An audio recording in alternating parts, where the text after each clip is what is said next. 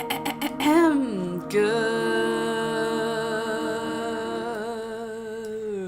morning, good morning.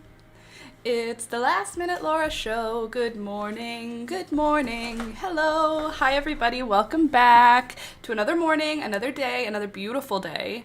It is Wednesday, April 22nd. Happy April 22nd, everybody. We are very close to it being May. As you can see by looking at any calendar right now, it's gonna be May.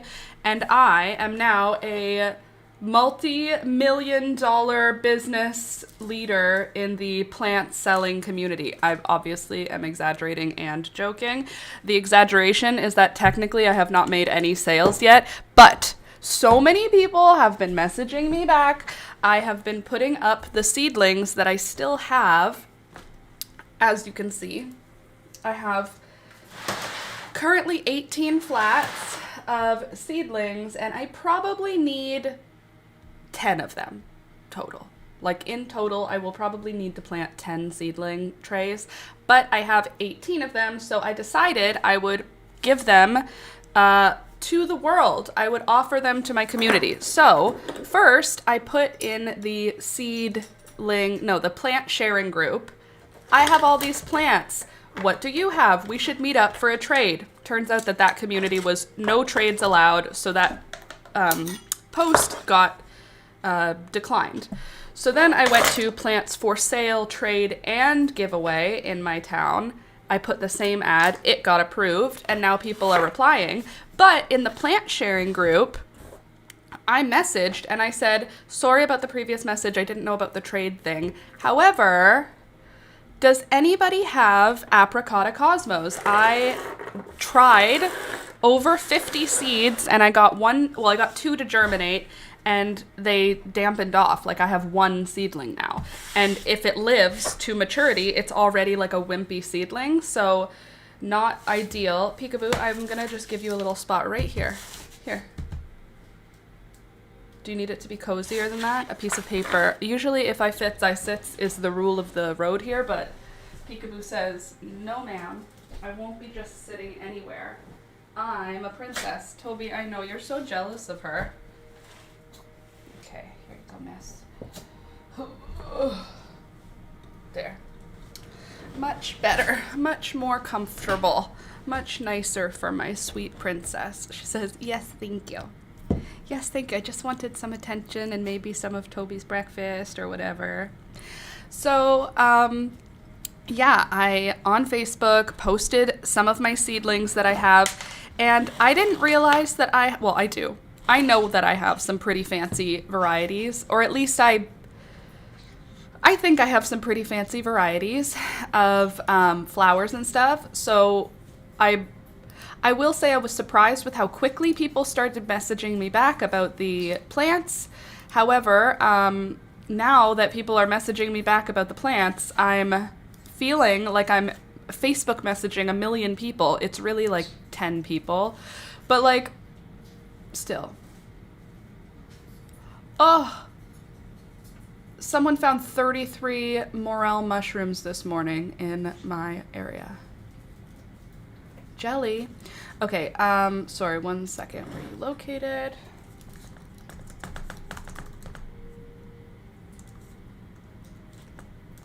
So, I have currently a whole bunch of people who are interested in my seedlings, making me feel all kinds of excitement about gardening, and also feeling nervous about like, oh, what if I don't have enough? That's not realistic. I do. Let me see how many people have messaged me so that I can tell you how cool I am. 1, 2, 3, 4, 5, 6, 7, 8, 9, 10, 11. Okay, 11 different people, and almost all of them want coleus, so that's fine. It's a little bit stressful because I thought that would be the least exciting of my seedlings, and now it seems to be like the most exciting. Are you? Frank Holmes. Huh. Anyway, so that's exciting. Mushrooms in April? Heaven. Hey all, hit the like on the way in. Hey Candace, hey Hannah, good morning. Yes, hit the like button on the way in. It helps the channel grow, and you're already here, so you might as well. So, sorry, I was mopping. Good for you. I'm gonna be honest. You're a cat person. Were you vomiting? Were you mopping because there was cat vomit? Because this morning we had to mop because Toby pooped on the floor. Instead of going upstairs, I got out of bed before Alex came to get me, which is a rule for Toby apparently. So I got out of bed, went to the bathroom, and by the time I had come out of the bathroom, Toby had gone to the bathroom door and pooped right in front of the bathroom door. Alex brings him immediately from the bed. Alex carries him from the bed outside every morning. He doesn't need to be carried. He's a young chihuahua, but Alex carries him. One morning where I wake up before Alex in the weekday, and Toby does not know what to do. He still, when Alex came, he still carried him upstairs and he still went poop and pee outside. Don't get a chihuahua if you're not comfortable cleaning up poo and pee in your house. It's just gonna happen. It's just gonna happen. That being said, they are tiny little poops and tiny little pees. So it's literally like, to me, not a big deal. I mean, to be fair, I don't have a dog that poops or pees on carpet or on like soft floors. He's only ever done it on tile floors, so maybe that's why it doesn't bother me as much. Sorry for being an enabler.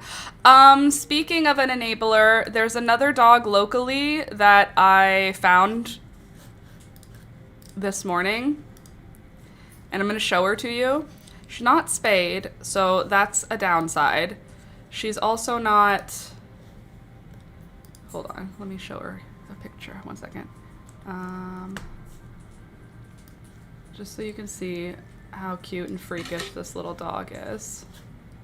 I'll just put it into our Discord for my Discord girlies. If you can see how much work I'm doing for you right now, you must understand. It's a lot. Also, I have to pee. I drank a whole glass of water right when I woke up. And such is the way. Okay, upload a file. Don't sniff me, you weirdo. There's this dog I found. I didn't find her, but I just want you to see her because she's really cute and we don't need another dog. She's not spayed. Okay, calm down, Facebook. Miss Popular. Whoa, whoa. Aw. Someone said, first of all, that is the most beautiful list you painted. Thank you. I'm starting out and I have bought so many seeds for zinnias, veggies, and now I'm fixating on marigolds and cosmos. Lol, I'd be happy to trade someday. I'm in Waterdown. That, oh, sorry. Sounds amazing. Sounds amazing. What are you growing? I need to exit out of Facebook so that you guys are not going to be hearing this because this is not important for you guys to be hearing. A bunch of ding ding dings of my notifications. Okay, hold on. What was I doing? I was in Discord. Oh, Discord, where are you? Did I exit Discord? Okay, it's because I can't think. Give me a moment. I need to go pee. You guys can watch the animals while I'm gone. I'll turn my mic off and the volume up on the music, and I'll be back in 2 minutes. Get your coffee if you haven't gotten a coffee yet. And don't forget to click the like button on the live stream. Helps the channel, okay? Be right back.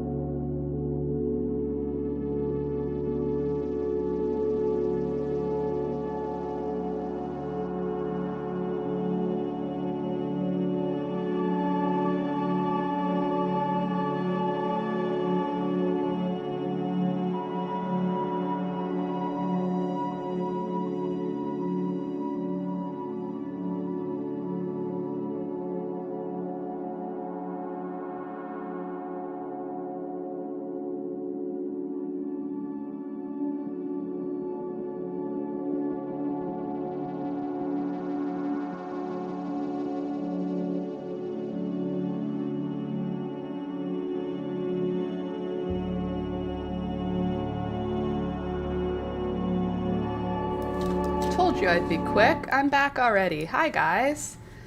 Where did I put Discord, though? Not there. Oh, Discord, I literally closed it. Excuse you. What are you squeaking about, Miss B? You've been so good the last couple of days. Miss Beelzebub has been so nice. And I found out why. 100% my fault. I've just been hanging out with her all the time now. Every morning when I've been getting up, I put them on my shoulder. Okay, glitch. Hold on. Deep breaths, everyone. Hi, Peekaboo. Daddy's home for the first time in weeks. Where are we? Look.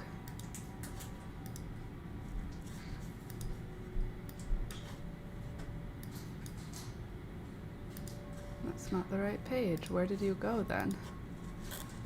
How have I lost that? Anyway, I don't know where I put the page for this dog. I don't know. It's open somewhere on my screen because I've opened it here. But this is what she looks like, and probably I don't need to do anything about that information. Okay? Cool. If you could just real quick Discord, just like work or whatever, that'd be super. Daddy's home for the first time in weeks.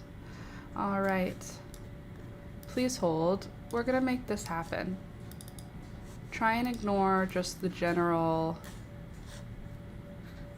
nature of the way my stream is right now. Just don't worry about it, okay? Okay, pets and animals. Okay. Okay, we are in this one. Okay, let me see if I can open her up a bit.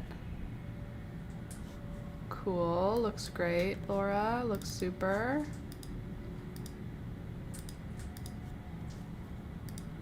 Okay, this is what she looks like. Thank you. Jesus, that was hard. This is what the dog looks like. It's a girl. They didn't say what her name is. Pretty sure it's a breeding situation because she's not fixed. But she's pretty cute. About 5 pounds. As you know, I have about a 4-pounder who's just he's right, hold on, can you see him? He's right here. I don't know why, but he stopped sleeping in this bed and started sleeping on this bed. They're both in the same spot. He has no reason to change his bed spot. Miss Peekaboo, on the other hand, just spreads out wherever there's room. There. Don't you, honey? My fat girl. She's not fat, she's just a little fat. Actually, while she's here, I should cut her nails. This morning she swiped at Toby and she made contact because her nails are long. No blood, no pain, no yelping. Anyway, yeah, so now I've started putting my seedlings onto Facebook. Yeah, there was a horde that was taken in the Niagara region. There are cheese in a lot of rescues. Yeah, so there's Chihuahuas everywhere. There's been a few hordes of dogs rescued in the last couple of weeks. Brantford, I believe, had a bunch of like husky shepherds. In our area, people are breeding dogs. It's dog breeding season. So if you're looking for a dog, even if you're looking for a puppy in the Southern Ontario region, it might be a time to not bother with a breeder because there are so many puppies coming into rescues right now. This dog is 5, which is kind of a perfect age for me. I prefer my dogs, I would say between 4 and 6. I don't think I would really want anything much lower than 4 because I have no desire to engage with any part of the puppy like time in a dog's life. Other people love puppies. They can have them, you know? Don't get me wrong, I would love a Chihuahua puppy. If a Chihuahua puppy just fell into my lap, I would probably die. It would be so adorable. But I would never pay money to someone who's breeding Chihuahuas to get a puppy, ever. And since that's pretty much the only way you can get a Chihuahua puppy, I am totally happy being a Chihuahua mom who adopts adult Chihuahuas. That is happy. That is how I've been doing, and that's how I plan to do. Hey, ma'am. My sweet girl. She's like, I don't know, man. You keep asking me to hang out here, and then you bug me all the time. You bug me, huh? I'm so rude to you. Does she look like I'm rude to her? Does she look like... Whoa. Does she look like she thinks I'm rude? Do you think I'm rude? No. You love me. Okay, so anyway, yeah, I have a whole bunch of seedlings that I've now put on Facebook, and everybody wants my coleus, which makes me kind of confused because, I mean, I grew a lot of them, but I didn't grow a lot of them with the intention of sharing. I grew a lot of them with the intention of planting, and now I'm going, maybe I should have grown more. People really want those coleus. Like, one person wanted 10 of them, and I was like, I don't have 10 of them. I have 10 total, and I want to share with about multiple people. So, and then one person offered more money in order to get more coleus. And I was like, you don't have to pay more money for it. I'm not giving it. Happy Earth Day. Oh, it's Earth Day today. I have cat hair on my face now. Glad I didn't put foundation on this morning. Happy Earth Day, everybody. Nice to know. So for Earth Day, let me show you one of my prized seedlings, because it's quite silly. I guess it's not really a seedling because it wasn't planted from a seed. Look at this gladiolus. So first of all, sorry, I just broke a root off of her. Not ideal. First of all, look at the roots escaping the peat pot. And now ready for this? Whoa. Whoa. We're already working on our second leaf. Whoa. Whoa. Basically what this means is we are going to be getting gladiolus significantly early this year, because I put the bulbs in early into pots. Last year I just put them straight in the garden. This year I put them into pots, and that was a good idea. Look at how long these are. So I have a total of 1, 2, 3, 4, 5, 6, 7. How do I have 7 of them?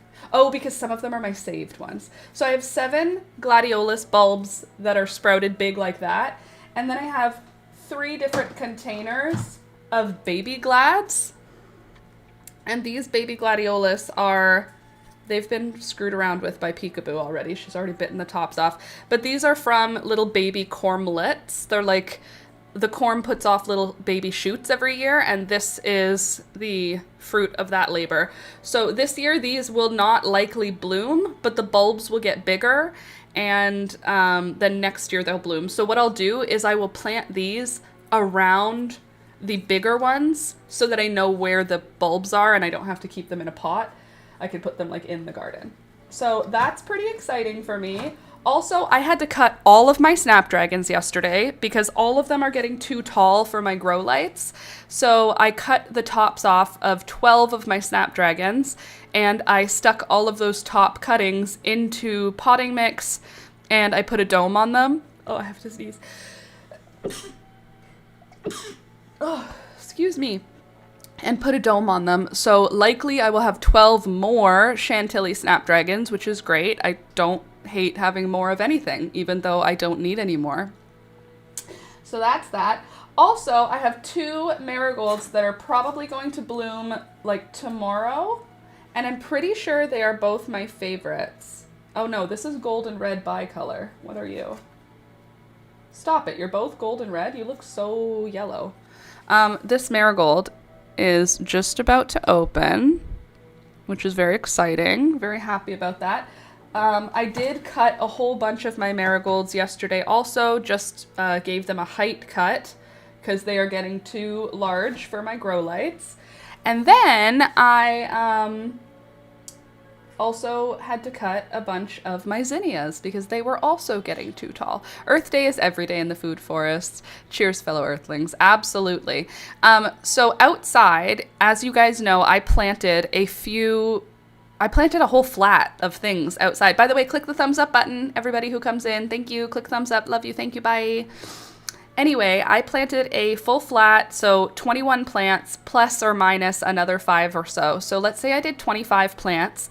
Out of those 25 plants that I put in the garden already, I put in maybe 6 to 10 snapdragons, Chantilly snapdragons, and then I also put in a bunch of marigolds, a bunch of hollyhocks, a bunch of malva, and a bunch of, what else did I plant in the garden? Oh, and some coleus. Only the coleus died. So we have had 3 freezes and 2 frosts. 3 hard freezes, which is like multiple hours below 0. We had 3 days of that where it was like -1, -2. And then we had a couple days on either end of that with like soft frosts. So like it got down to 2 degrees or 3 degrees Celsius. Too cold for plants. So the marigolds seem fine. The nasturtiums seem fine. I planted out a lot of my nasturtiums. I lost 1 zinnia and whatever coleus I put out there. There are no living coleus. I don't know how many I put out, but they all died. So coleus, tender. Zinnia, a little bit tender. The malva and the hollyhocks, though, completely unbothered by the fact that they've gone through multiple freezes. So I'm glad I put them out early. You can't roll backward anymore. You'll fall off the table. I'm glad I put them out early, and I'm also glad I put my snapdragons out early because they are completely unharmed by the cold. And now that I have, this is, by the way, the end of her tummy, in case you were like, why are you petting her weird? This is actually where her tummy ends. All this is just like glob. This is her actual size. Do you think she's small? Do you think she's a skinny cat? Because I do. Although this morning I was watching her go down the stairs and it was looking a lot more like a waddle. She's been trying to eat Toby's food at every opportunity. You're not actually starving. It's just what it feels like. It just feels like that because you're a cat. And the only thing you have to look forward to is your morning kibble. Okay? Stop. Tell me this is not the cutest girl. The cutest fat lady. You're the cutest fat lady I know. Yeah. Stop it. Look at her. She's so stupid. Okay. Anyway, let's just jump back in. So, now that we are more or less guaranteed to be out of the hard freezes, not to say that we're completely out of the woods. Let me see what my... Whenever I kiss you, you put a whole bunch of tiny hairs on my face. Weather... Not where, weather, 14 days, thank you. I need something that can, like, attract just the cat hairs. Okay, so today, we are going to be getting, oh, this is tomorrow. Tomorrow, 15 degrees and sunny. 8 degrees, oh, that's cold. Actually, Friday and Saturday are cold. Okay, so Sunday of this week is garden time, I think. We have another 4 degrees coming up. 3 degrees, why? Oh, May 2nd, why are you making me hold my plants that long? Every time I check the weather, the cold day gets pushed back another day. So then it's like, it's not over. I am going to put out more marigolds and some more of my snapdragons because the snapdragons handled the cold just fine. And I want to get them out of my house, out of my seed trays. I want them planted so that I can just be like good riddance to them in my house. Don't get me wrong. I love all of my plants. I love them too much. However, they're getting a little bit much over here and some of them can handle being outside. Like my dahlias can't go out yet. So since they can't go out, I have to keep them inside. Marigolds, on the other hand, I could put out most of them. I will keep some of them in because I'll be worried that they'll die.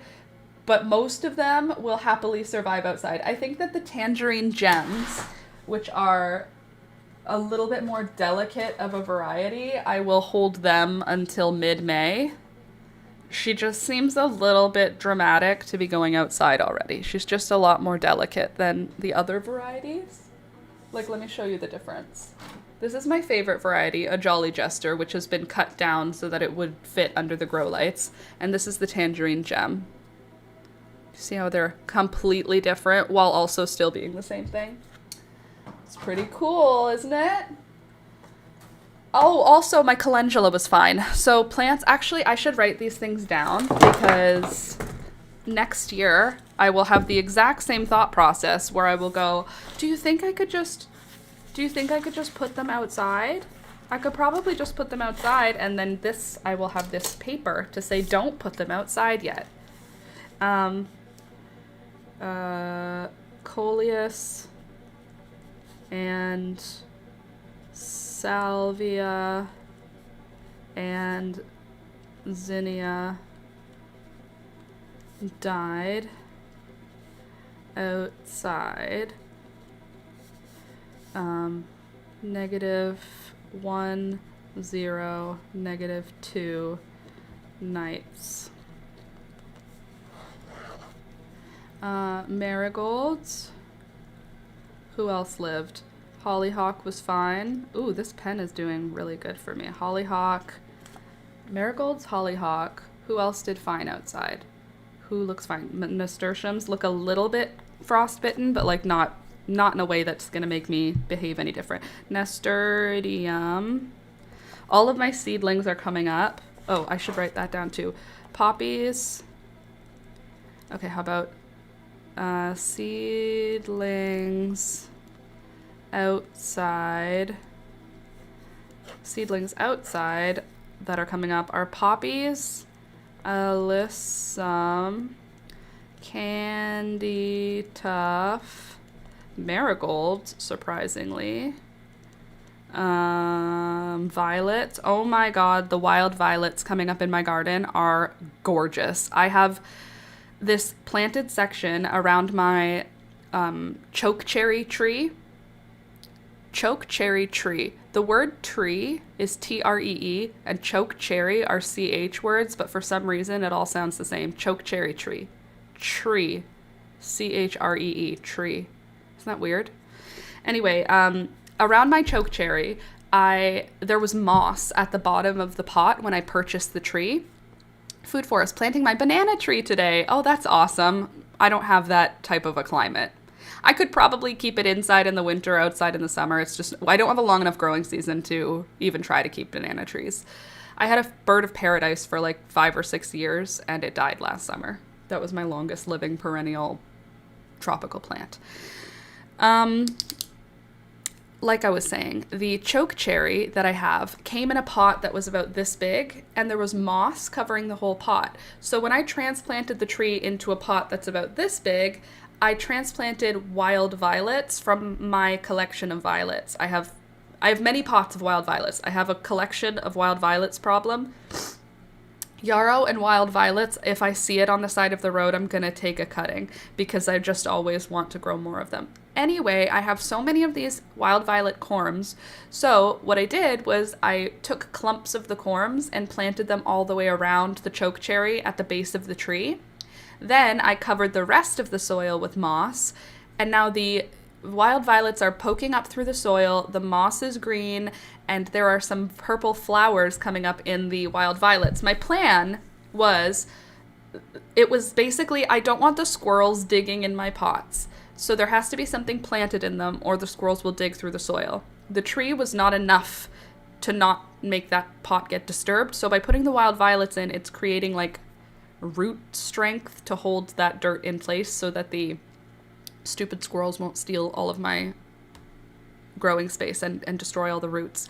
So now we've got probably 20 wild violets coming up in that pot, and then another 200 or 300 throughout the rest of my perennial garden, because anytime a plant is going to be going into a perennial pot where it needs shade, there are also wild violets in that pot.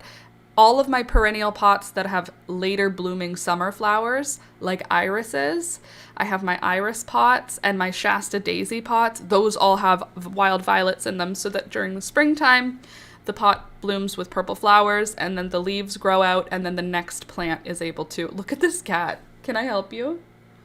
You look at me with such attitude. You're so attitude. Oh God, I love your stupid face. Anyway, yeah. So lots of wild violets are coming up. Coleus, salvia, and zinnias died in the outdoor planting. Oh, right, and also snapdragons did fine.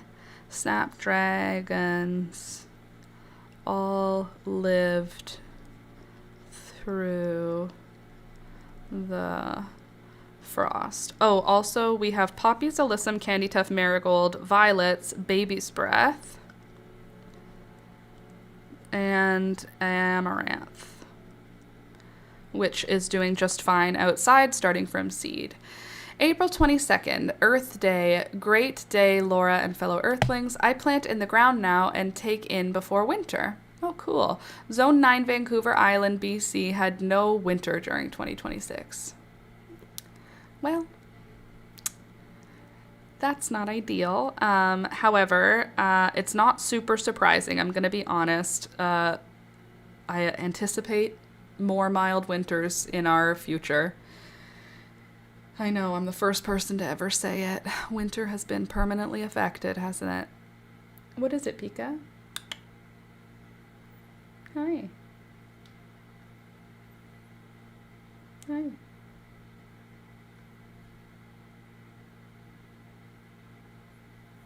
What is it?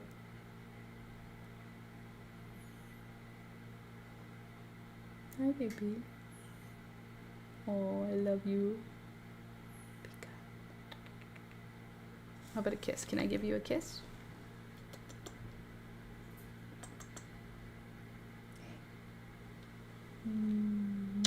Thank you. Obsessed with her, for real, for real. Okay, so I made the title What's Next because I don't know what we should do today. All I planned for is either painting or knitting.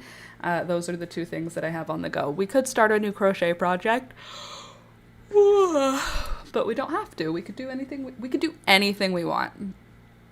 Anything in the world. Also, I think that I might have to go foundation free now. I think my skin has aged past it.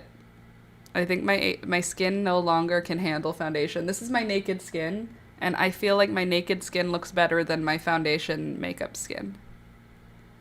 Makeup, I don't know, man. I think it might not be for me anymore.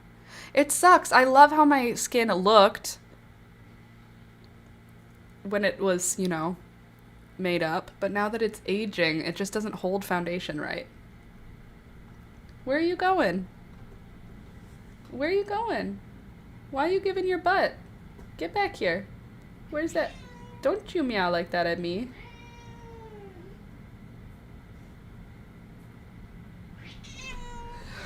Did you see that? You launched. I would never fight you. Especially not with those long claws right now. You see, she might be a little ticked off, but she doesn't leave. That's my little Stockholm Syndrome baby right there. Look how mad she is at me. She's like, I just want to be cuddled and given snacks. Don't you have any more snacks for me? I actually do have another snack for you, Pika. Here. Those are for you. I'll do anything for a snack. Oh, now you know what it is, huh? Very cool. Okay, another thing that we could do. No, we're not going to do anything with these things. We're not touching the plants today. We did that already. We already organized all the plants. We don't need to do it again. Oh my god, I'm so excited for all the dahlias I have. I am now up to 13 dahlias. Plus, oh, here's something interesting that happened. So, 2 weeks ago, before the weather, when the weather was warm and I thought the weather was staying warm, I cut off, Melissa, good morning, listening to you while I browse craft supplies at Dollarama, love that. Do you know about fabric binding? Fabric binding. I mean, hum a few bars and I'll see if I know. So yes, when it was warm, I planted out a bunch of things. I also took cuttings off of things and shoved them in the dirt. Good news, all of my Snapdragon cuttings took root outside, and I did a dahlia top cutting. It has now gone through 3 freezes and 2 frosts, and it survived. So it went through a -2-degree night, and then a -1-degree night, and then a 0-degree night. This is all Celsius, which is still, it's freezing temperatures. And dahlias are not typically, they're not typically able to go through a freeze.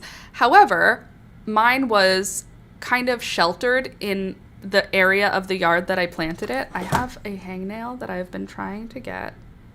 What in the ADHD is going on around here?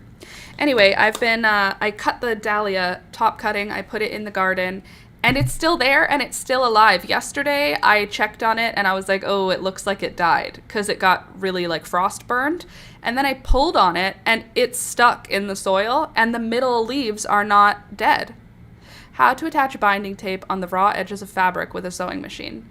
Oh, yes, I know about that. What do you need to know about it? Like bias tape. I don't know why I call it bias tape, not binding. Even though really binding does make more sense than bias tape because it's not really a tape. Unless tape has a different like meaning from where it came from.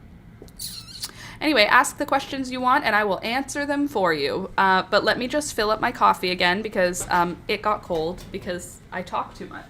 Why'd you turn around again, boo-boo?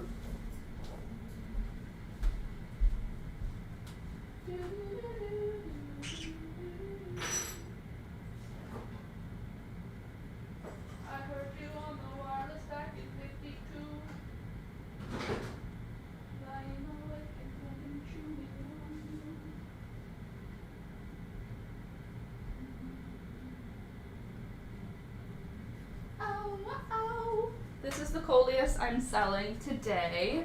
Last night I was having the most LOLs with Alex because I was like, Alex, I'm selling a coleus. It's this one that I'm selling today. Isn't she beautiful? So I put my seedlings at what I consider to be a very high price because I'm not trying to sell them, I'm trying to trade. So I put them as a high price, and then in my ad I put, let me know what you want to trade. I'm happy to share. I'm happy to trade. So I made it $5 per seedling, but that's because I didn't want to sell them, and $5 is too much per seedling. That's the truth. I wanted the ad to be there, but I wanted it to get seen, so I put it as a money amount. Anyway, that was the opposite of the right decision in terms of what I'm looking for, because people don't seem to care that it's $5 for one seedling. I thought I would never pay that. I would never pay $5 for a seedling. I just wouldn't. But I would pay $1, you know? So I didn't want to put them for $1 and then sell them all to one person and just have all the plants gone. I'd rather put them at $5, not sell any, but find community who I could trade with. Like, I got added to a plant group in my neighborhood, and I got it added to a plant group in my community. So there's like communities bigger, like the area of town, and then my actual neighborhood has its own group chat going. So can't hear an accent. You can't hear an accent? Or you can hear an accent. Well, I'm from Southern Ontario. So I would say my accent would be the accent of Ontario. I don't know if we really have a good accent. I don't have like the Tirana, you know, Tirana or whatever. Okay, broski. Tutus, my broskis. Want to go up for a rip to Timmy's bud? I don't have any of that. However, I do say, apparently, the word bag with an accent compared to at least Californian bag.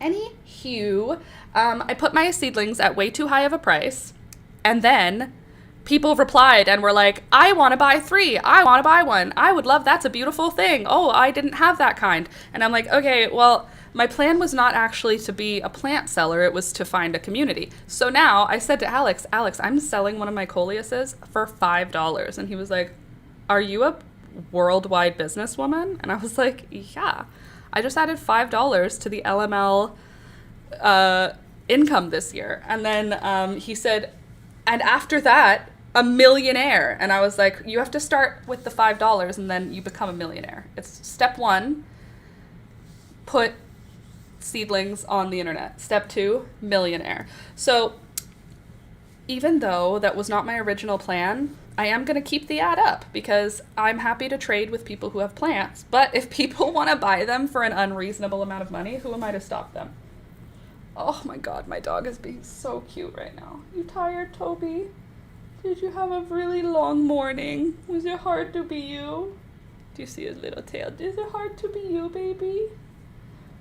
Yeah, you have to defend all your food from that big fat cat, huh? He had to growl at her like 3 different times today because she tried to eat his food. I love you can see my animals' butts. That's what you get. You get animal butts here.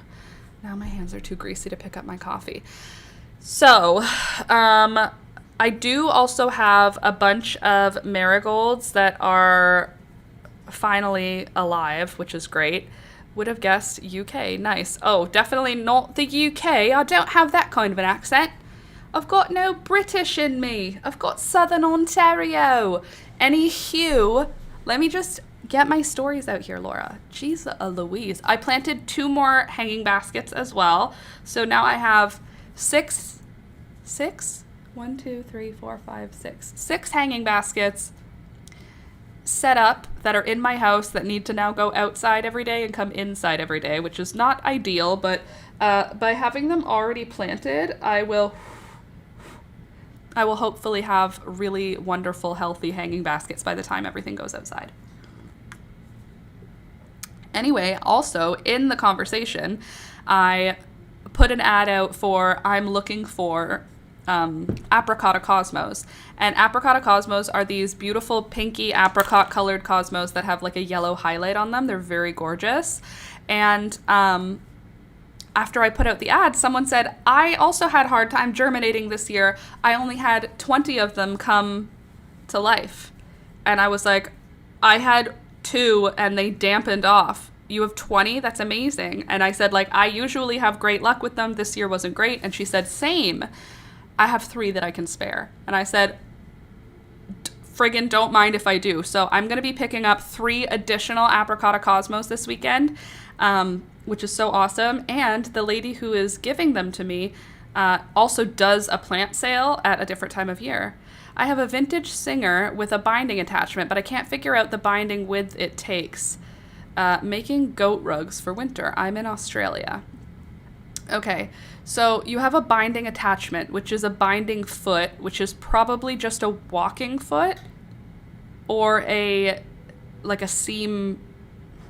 I'm looking at the foot in my head, but I don't know if it's called a binding foot. Either way, the binding, if you have a binding foot, then you don't need to use actual binding. So you can purchase bias binding at the fabric store, and essentially it's just long strips of fabric that are cut on a diagonal line. That way they have stretch. So if you don't have bias tape, you have to get fabric and cut it at a 45-degree angle on the bias. So there's the selvage and the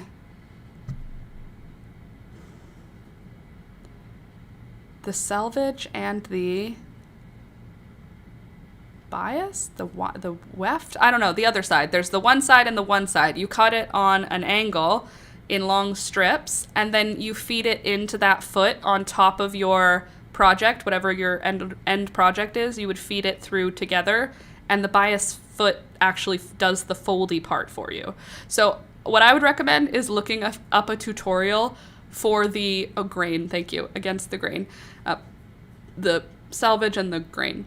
Anywho, if you go on YouTube and search your sewing machine and bias tape and bias tape binding, something like that, you'll get it how that specific foot works, because you'll have to feed it into the foot initially a specific way.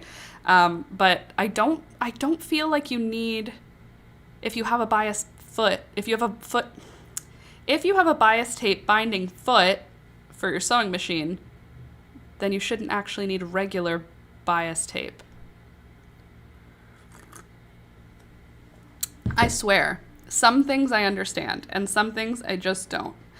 Also, another thing that was good that happened, I took out my next round of rock tumbling rocks, washed them all off. They look amazing. Can't show them to you because I put them down in another grit. So they are now back in the tumbler for another 2 weeks. And after these 2 weeks, we should have a pretty good idea what they're going to look like.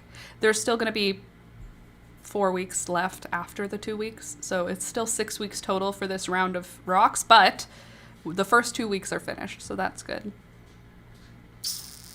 I just want to talk about garden stuff. Can we just ask questions about garden stuff? Does anyone have questions about garden things that I can answer? I just want to talk about garden stuff all the time, every time, forever and ever, amen. Also, both of my castor bean plant seeds, both of them germinated and they both look great. I don't know how I only ended up with 2 castor bean seeds because I know that I collected them en masse. Like, I know this. I know I did. So the fact that I ended up with 2, there is a huge bag somewhere of castor bean seeds and I just don't know where it is, but it's somewhere around here. Oh well. Not this year. How old is the Monstera? 4, 5, 4.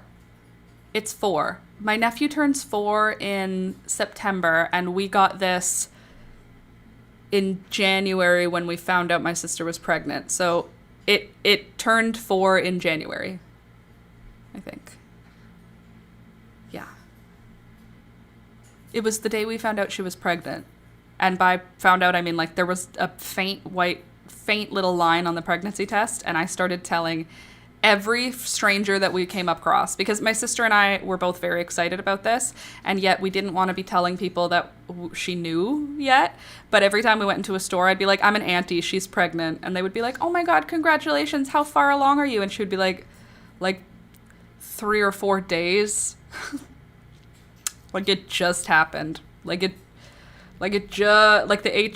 HCG, the hormone just started going up. But that's how old the Monstera is, and she's actually much bigger than she looks. There's more going back there, if you can see her. Ta-da! Do you see how beautiful she is back there? She's my sister's Monstera. I'm just taking care of her while her children are small, and then I will give it back when she no longer has 2 babies in daycare. Once they are in school, which, oh, my little nephew, he's going to school in September. I don't know how I can handle it. Why are you so shady looking? Oh, I've also been dealing with this super fun thing where some of my plants, not many of them, but some of them have spider mites now also. First we were dealing with thrips, now we're dealing with thrips and spider mites. That being said,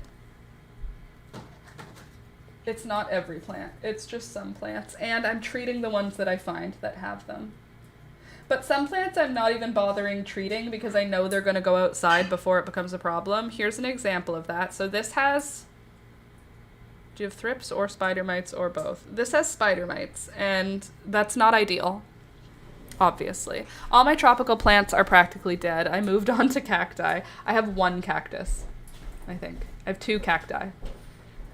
Let me show you up close what the damage of... Hold on, where did you go? Right here. Can you even tell? The damage is so, like, vague, but you can see it on this leaf. It's vague in the sense that lots of different pests create the same damage. I'm just aware of what pests are on my plants.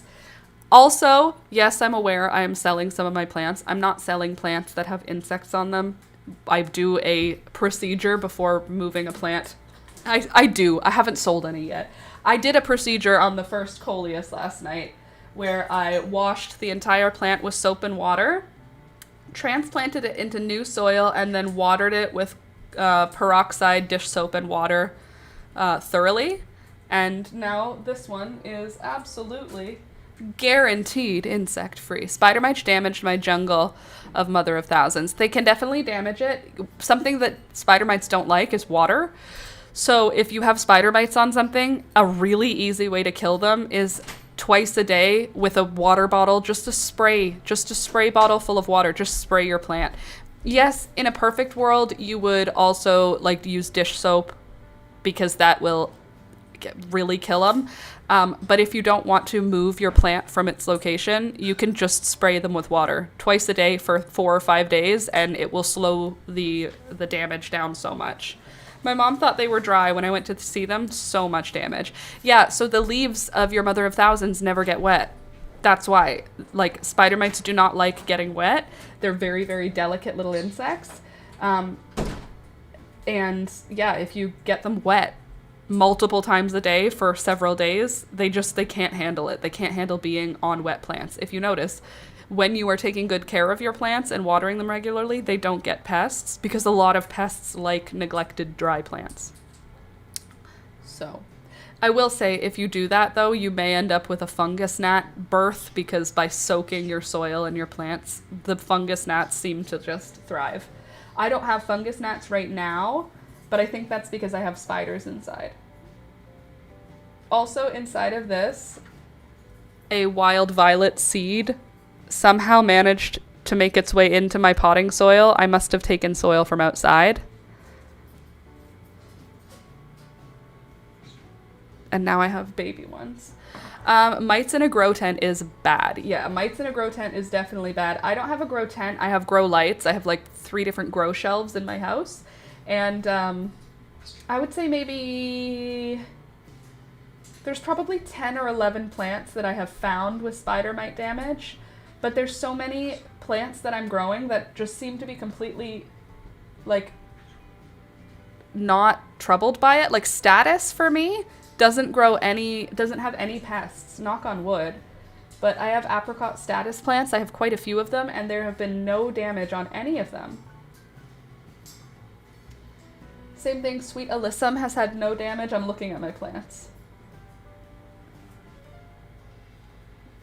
What is that? Is that a violet? Anyway, also, my garden heliotrope seems to be doing really well. I was really excited about the garden heliotrope because it was a mystery seed. Like, I had the plant growing in my garden. No, not in my garden. I saved the seeds in Halifax. I went to visit a friend 2 summers ago in Halifax, and I found this flower at the side of the road in one garden bed, and it was October, so there were a good amount. Sorry, I'm all distracted now. There was a good amount of flowers that were in seed that had gone to seed. I don't know why my words are hard right now. So let me just find them. Hold on a sec. Oh, that's a beautiful zinnia. Thank you, Candy, for sharing that. Let me see. Somewhere we live inside. Okay. I paid $100 for predator mites and they didn't do anything. That's not great.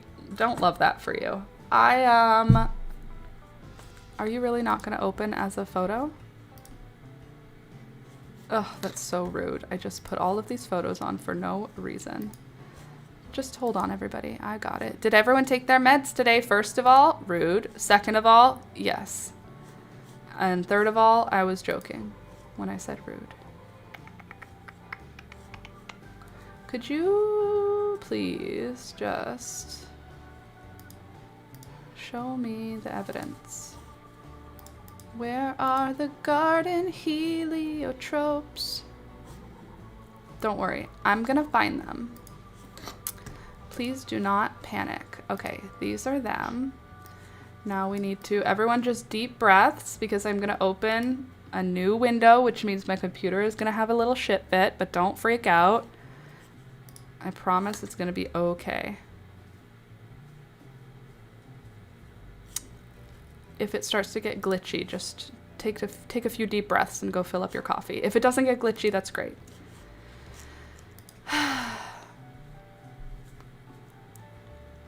I took my meds today. Thank you very much.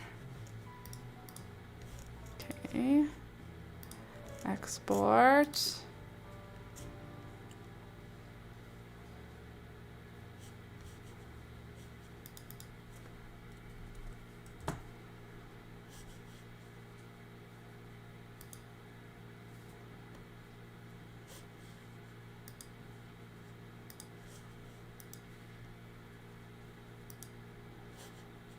Cool. I just want to show you how pretty this flower is because in case you didn't already know how pretty it is, you should know. It's important. I collected the seeds in Halifax and they look great. The seedlings look great, rather. Somewhere we live inside. All right. Also, don't forget to click the thumbs up button. Have you clicked it? Like, hello, click the thumbs up. What are you doing here? Hanging out quietly, just watching in the background. I mean, that's fine too. You're allowed to be here. Sure did. Ineffective though. Sure, you can tell. Ineffective, though sure you can tell, haha.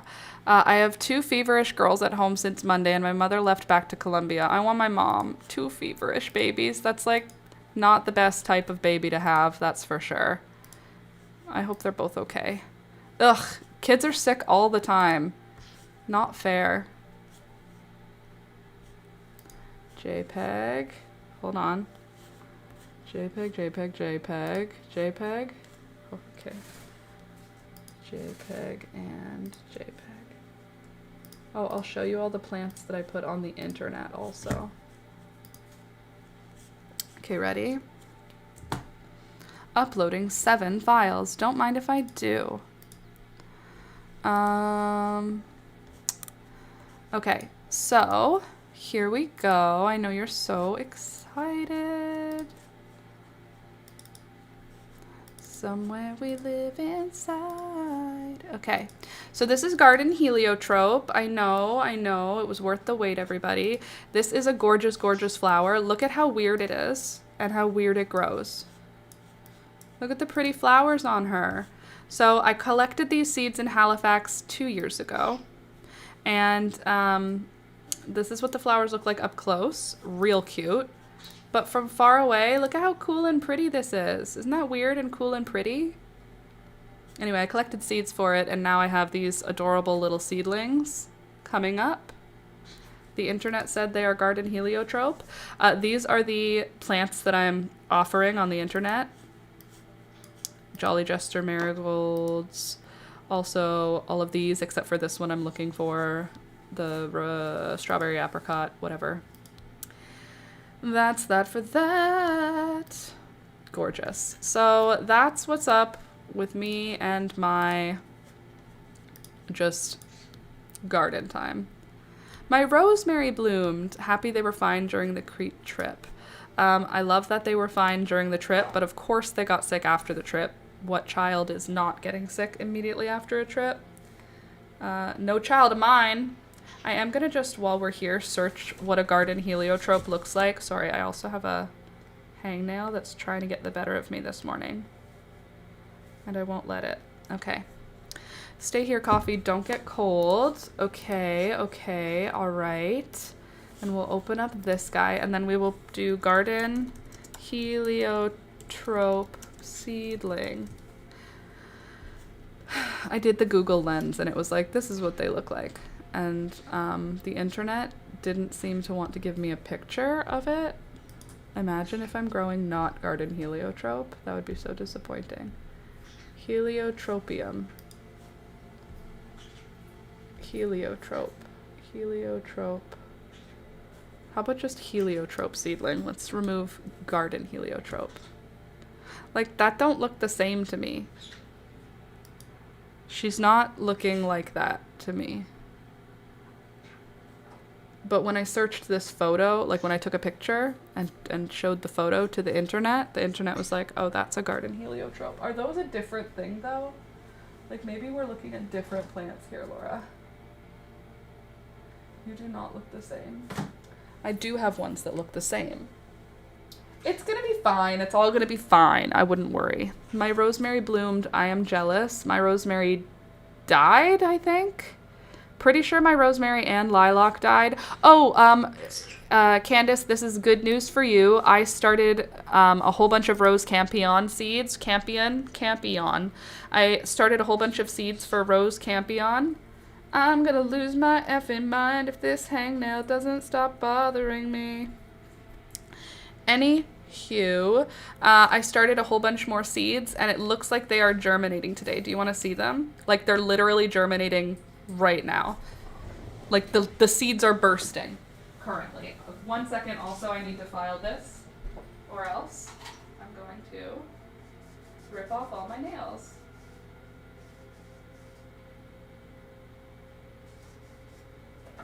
Okay, I'll go grab them.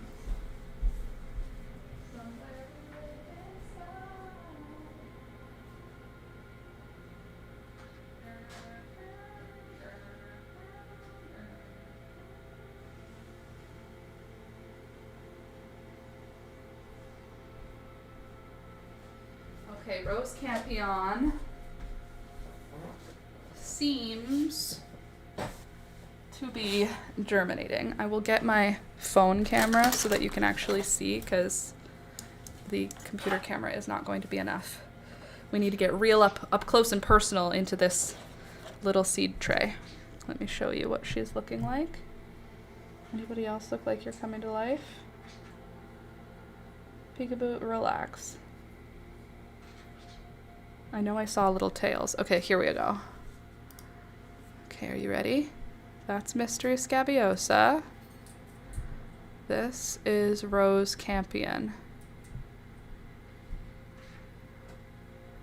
Here, let me try and point it out to you. I need something pointier.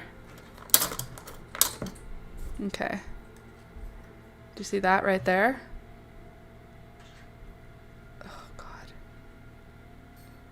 That right there is going to be roots. Up here, that's going to be roots. See if we can find any in this one. Whoa, whoa, whoa, whoa, whoa. Hold on. Right there, that's a root. All these little white things here, that's a root, that's a root, that's a root, that's a root. See, it's coming out of a seed. Cute. Last one. Root, root, root. So it looks like rose campion is going to be a good thing that comes back in the garden, which is great. Peekaboo, could you? You're in my way. Next is I planted a whole bunch of heather, but I need to Google if heather wants to be below the soil surface or if she wants to be self-seeded on the top, because so far there's nothing been happening there. Underneath that is Mystery Scabiosa. Some of them are getting green, like this one turned more green, so I don't know if that's gonna do anything.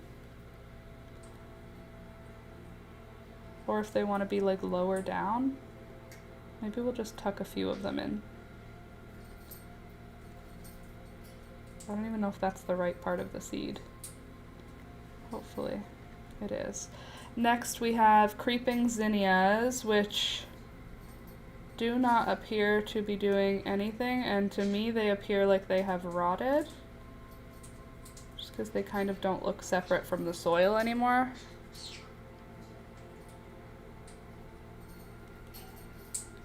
I don't see any evidence of germinate. Oh, hold on. Did I just see the evidence of a root?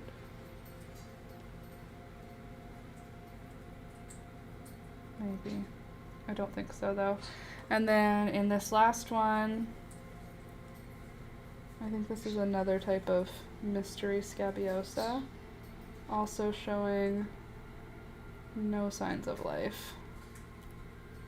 Oh no, this is a Gomphrena. Still showing no signs of life, but not Scabiosa, in fact. Anywho, we do have some signs of life. So this is going to go back underneath my brightest grow light, underneath the humidity dome. And hopefully that means we will have some rose campion.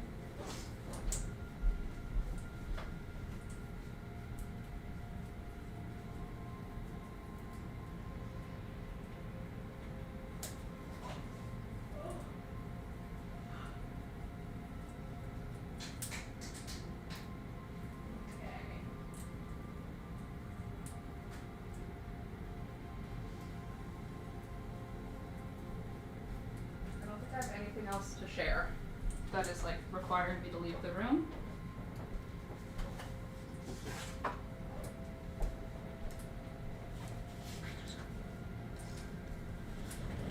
Yay, happy birthday, Rosies, right? So even if the rose campion didn't survive the winter, my point was just that we'll be okay. We'll figure it out. We will have enough. We might not have a big showing of rose campion this year, and also it makes me think that I need to put it in a sandier soil because I think it rotted because it froze, and I think it froze because there was too much water. So I think that next year what we'll have to work on is basically just that. Okay, hold on. How many rows are we doing here, Laura? We're just gonna keep going until it feels right. Sure feels like that's the plan. We've already gone more rows than that side. Doesn't feel like enough yet though. So we'll just keep going. Are we decreasing? Crossover, knit, crossover, knit. There. Gorgeous. Anyway, so rose campion should be fine. I just planted some of those other things to see what they would do. Oh, right. I wanted to check how to grow heather. How to grow heather from seed. Growing heather from seed requires patience, as seeds take 30 to 90 days to germinate and need specialized conditions, like light and moisture, to break their dormancy.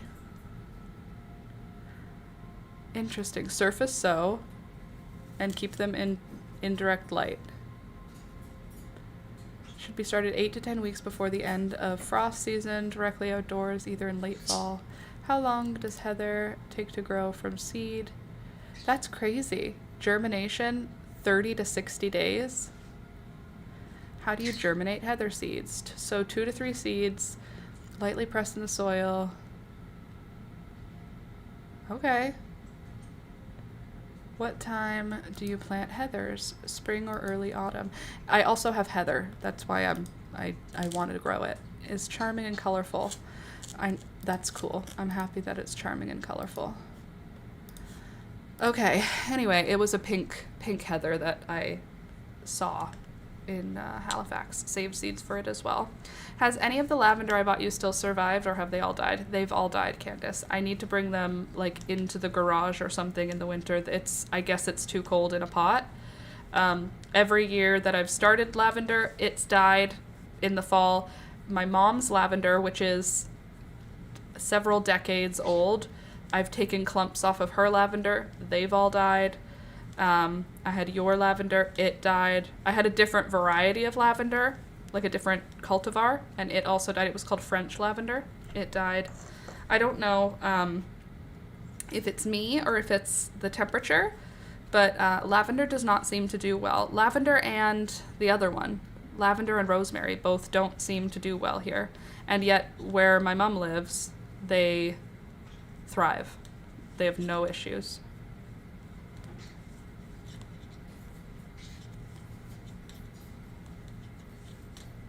I'm purling one way and knitting the other for this shoulder, and hoping that it's gonna look really, really good. And I bet it is. Hopefully.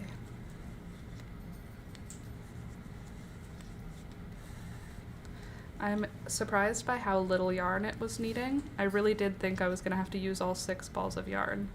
So now I'm like, what do I do with the other 3? I guess make a second vest. Seriously, rosemary is so hardy. I don't have that situation. I don't have rosemary. The only hardy one that fits in the same family that I have is sage. I have lots of sage. My sage does well. It dies back every winter, comes back strong in the spring. Like, my sage doesn't give me any trouble. But rosemary, lilac, nope. Lavender. Rosemary, lavender, they just don't want to survive in my world. They're not here for me. They're not about my life.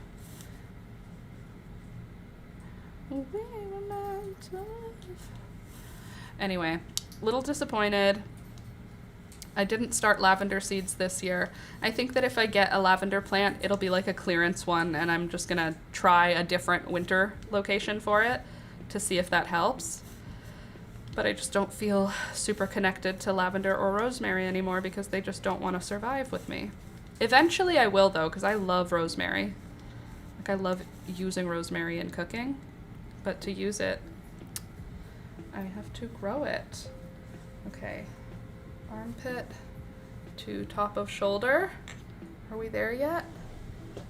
Armpit to top of shoulder. Hey, look at that. There's our armhole on one side is finished. Let's see. Armhole on one side. Oops. Armhole on the other side. The shoulder seam will go here. Then here's the side. Come back over here. And there's the back. If the back and the front are connected, is that hole big enough? I think the answer is yes. But I also think I'm going to make the strap a little longer because the back is short. And that's fine, but I want to make it long enough that I don't need to add any length in the back because I already cut the yarn. And that would not be ideal for me. We were meant to live for so much more. There's this remake of that song by someone else, and it doesn't sound like the original, but it sort of does. And when I sing it, it sounds nothing like the original, and it sounds like I don't know how it goes, but I do. It's just, I'm not singing the original. I'm singing a different one. Peekaboo, why are you smacking your tail around like you're irritated? Nothing has happened to you. Your life is literally perfect.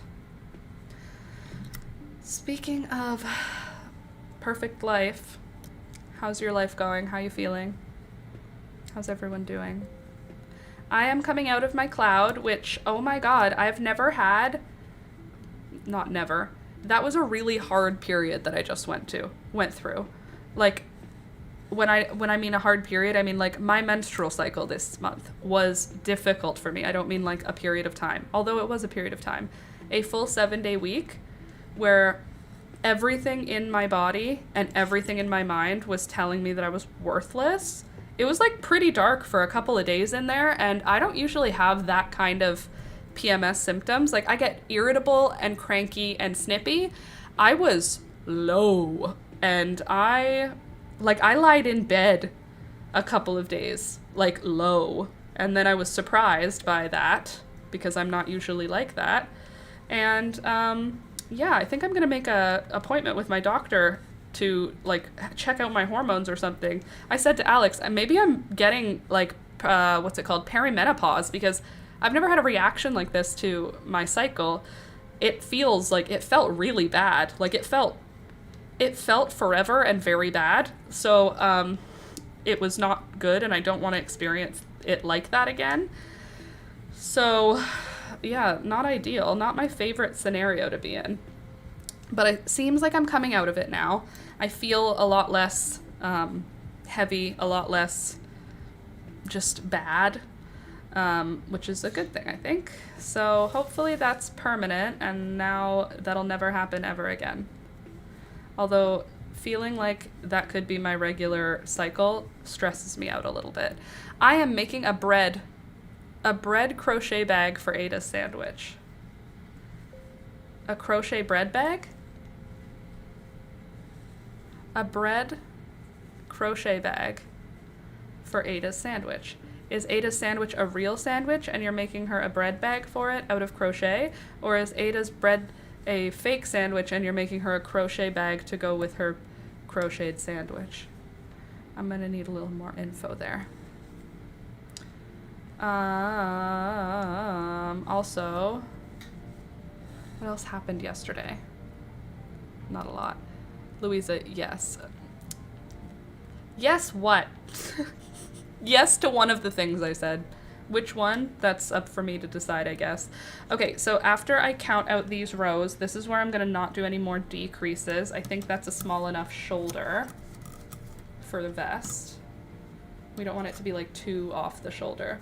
Yes, like a purse shaped like bread for her lunch. I am making a bread crochet bag. Oh, a bread shaped bag out of crochet. I got you, I got you. Okay, let me count my rows here to see how many from the center we have so that we know how many we need to do on the other side.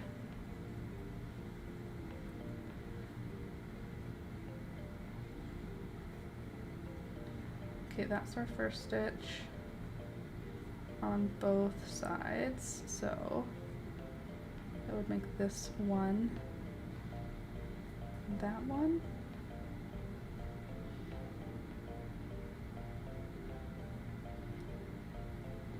Sorry, I'm just counting.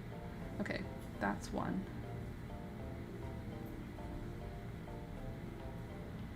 Okay, 1, 2, 3, 4, 5, 6, 7, 8, 9, 10, 11, 12, 13, 14, 15, 16, 17. Why 17? Why? 17. Whatever. 17 is fine. It doesn't have to be a specific number of rows. I just have to keep the number of rows the same. So 17 is, well, I guess 18 is the one that's on the, yeah, that will be the first one with no decrease. All right, I don't know how to write. Don't worry about it, bro. Neither do I. You gave me too many options. I said yes to the first, and then you said so many other things. Yeah.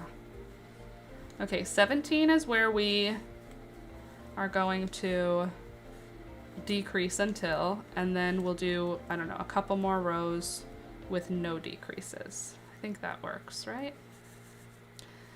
I think it'll be great. I think it's gonna work out just fine for us. How many stitches are left in the row? Usually I like there to be between 12 and 15, but that's when I'm working with something smaller, so I don't know if that's gonna make sense. So 17, and then I just did row 18, and then row 19. Maybe I'll do 20 rows total, because that'll be 3 rows with no decrease, which I think will be good for the over the shoulder portion.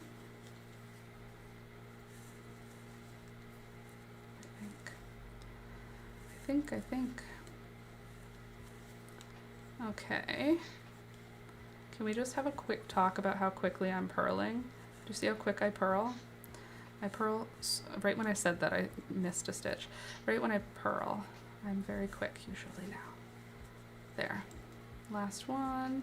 Okay, that's 19, and now we're gonna go in for 20, and that should, hopefully, be it. And I will count how many stitches there are now in this row. 1, 2, 3, 4, 5, 6, 7, 8, 9, 10, 11, 12. Stop it, Laura. 13, 14, and 15 stitches, which is what I like for my shoulders to be, 12 to 15 stitches. But it's taking so long. I used to finish stuff so fast before the girls. Yeah, but now you have to deal with the girls. Dun dun dun dun. Okay, so if that's enough, and that's enough, is that enough, you know? I feel like that still needs to be longer. Oh, that's the front. Sorry, here's the back. That's the front, that's the back. Yeah, I hear you, honeys. You're my best dancy dancers. You're so good. Okay, now I need to know, casting off, do I want to cast off purl side? Cast off purl side versus knit side. Give me the images. What do I want? Casting off on the purl side produces a bumpy ridge that matches the wrong side of the stockinette, whereas casting off on the knit sides does a soft V chain. Right side, wrong side. No. Show me the cast off. Bind off, purl bind off. Okay. Now show me the other side. I need to see both sides of the fabric.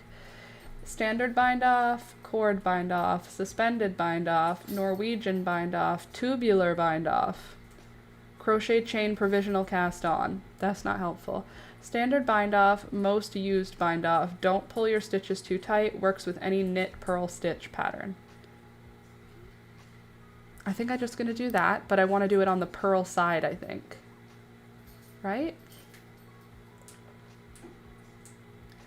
Knitting corner, neat edge. Oh, there we go. Smooth, bumpy, bind off edges. Okay.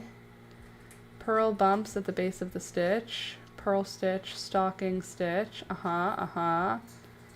Casting off with knit and purl stitches. Okay. I need the cast off. Show me the cast offs. Why are you making me work so hard for this? There, thank you. Right side and wrong side. Wrong side, right side. Okay, so I do want to cast off on the purl side because I don't want it to be on the outside of the fabric. Easy peasy. Just have to figure out what I'm doing. And I'm gonna do a couple more rows because I feel like this could be a little bit longer over the shoulder. And by a couple more, I mean literally 2 more. I think that should do it. Because then we'll be 17, 18, 19, 20. Don't worry about it. We're going to make it work. I am going to try my best to finish this. It's 10:30. I think we can finish it today. Just have to finish the other side. And I have to bind off. Ew, I can smell your mouth from here, dude. I just got this wafty waft of dog mouth. If you've never had a Chihuahua, you don't understand, but they have just rotten mouths. And Toby, even with his toothbrushing and his dental wipes that I do every day, he still has the stinkiest breath. He only has 8 teeth. It's not like he has rotten teeth. He literally only has 8 teeth. None of them are touching each other. There's no food. It's just like the ambient smell of a dog mouth is disgusting. Okay, there we go. There. Now I'm gonna cast off however many rows that was. I think we're gonna be on 22 now. It doesn't matter. It don't matter. All right, so then we're gonna cast off. We're gonna purl 1. We're gonna yarn over. Yeah. Purl 1. Yarn over. Purl 1. And we're gonna keep it nice. Ooh, nice. Ooh, dropped a bunch of stitches. Nice and loose. Purl 1, yarn over.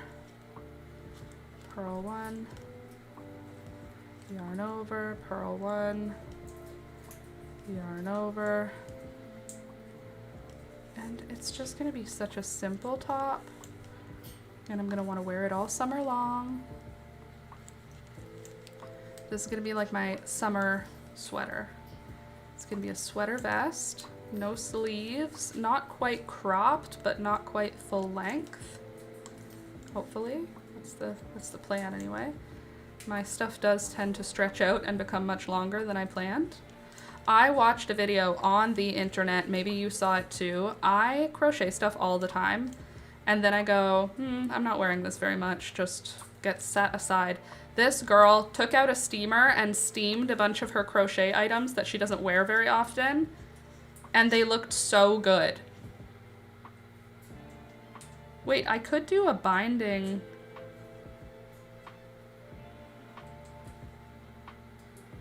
Like, I could just stitch them together with a Kitchener stitch also. That's also an option, right? You know what though? For now, we can leave it as a bind off, and then we can Kitchener stitch it later if we want to. I'll just give it a nice long tail. Perfect to Kitchener stitch. And then if I change my mind, I can always pull it off. No problem. And now we meet in an abandoned studio. Okay. So here's our back, here's our front.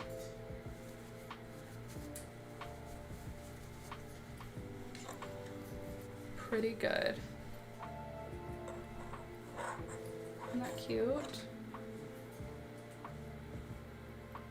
Now I just have to do the other side to match. Oh, it's so fun. I wonder if I could get to where the yellow connects to get the same color work happening. Let me see. Okay, if it goes that way here and that way there. Hold on a sec. And now we meet in an abandoned studio. I wonder, could I get back to where the blue and yellow happen? Could I redo a few rows? Looking for yellow and blue. Okay. Is that the yellow and blue I'm looking for? No. Darker yellow, darker blue. Anyway, what are we doing? What's going on? What's happening? What's the sitch? I need feedback. I need ideas. I need to figure out what I need to crochet on like as a tutorial, because I haven't put anything out in over a month, and I think that I got a little bit stressed out with the, hold on. Are you? Why do you have red in you? You're blue and red. You're blue and red. You're blue and red. Blue and yellow. Okay, so that's next. Sorry, my math is hard. I'm not doing math, but you know what I mean. I'm so glad the yarn is actually being made into something awesome. That it is. It definitely is. I'm gonna make it into something super awesome, hopefully. Okay, if that's where you stop, then this is where you will connect.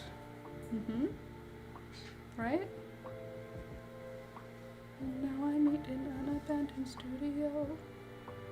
But then it goes, hold on.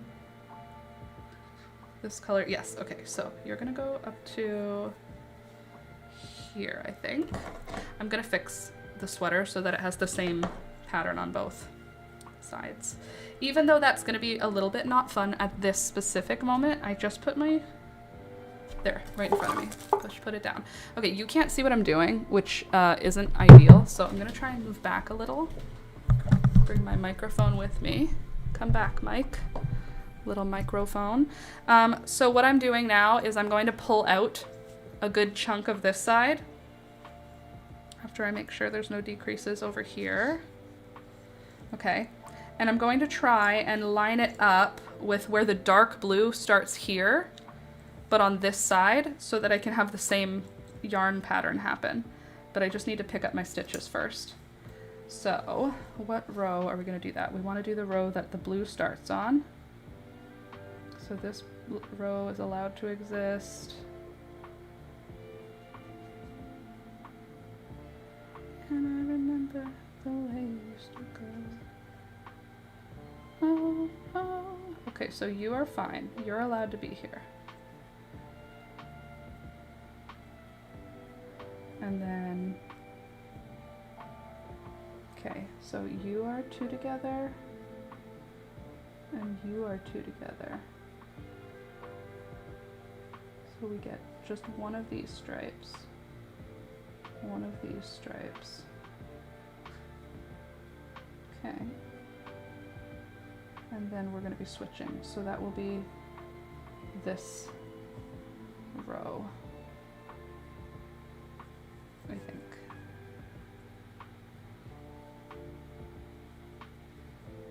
I kind of want to even go back one more and just kind of live my life. So that's what I'm going to do. Okay, you're one, you're one, you're one. Okay, I think I've got it. I think I've figured it out. Oh, oh. So the rest of the week is pretty chill.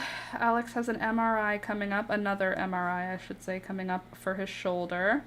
So we're gonna be going to that. And they're going to find out if his shoulder has deteriorated at all. And then if it has, we'll decide on if he's going to go for more physio. He's probably going to get another cortisol injection while we're there, but they'll kind of talk about if it's worth it for him to pursue surgery now because his shoulder either is getting better or isn't. So we'll find out that way. That's a new up and coming fun thing. I love how you say what you're going to do and I sit here and say, okay, glad you know what you're talking about. It always amazes me what some people know how to do, and you're amazing at a lot. Candace, you're a very sweet lady and you make me feel very nice, so thank you. Also, I was cleaning my house yesterday, Candace, and I came across something and I thought, what's this doing here? How long have I had this item? And then I was like, this is Candace's pillow. I still have in my home because, what's the reason, Laura? Because you didn't deliver it to Candace. You went to her house, you delivered other things, but you left the pillow at home. That's why you still have it in your house. So I still have your pillow, in case you were wondering. It's still here, just living its life, just waiting for me to go out your way. Okay.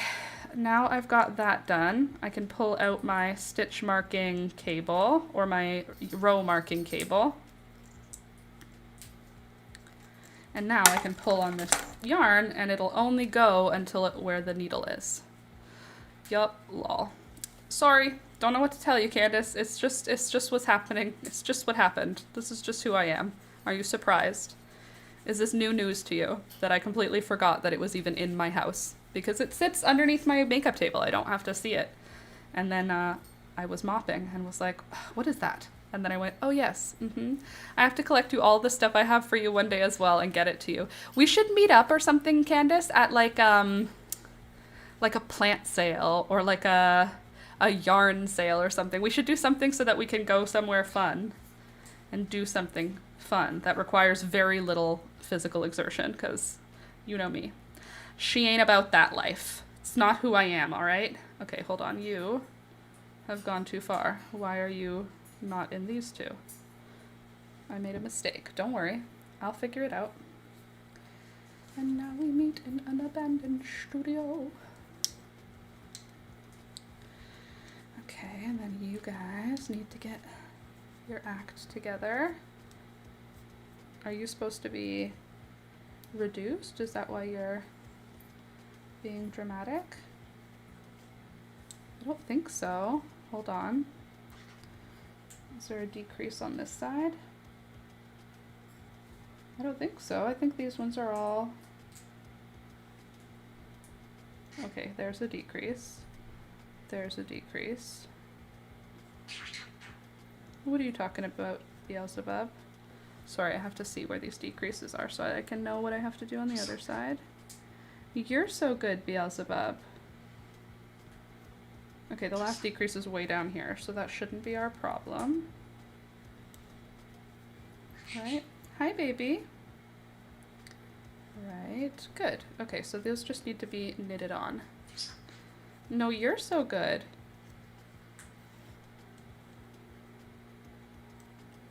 Oh, right, that's a pearl.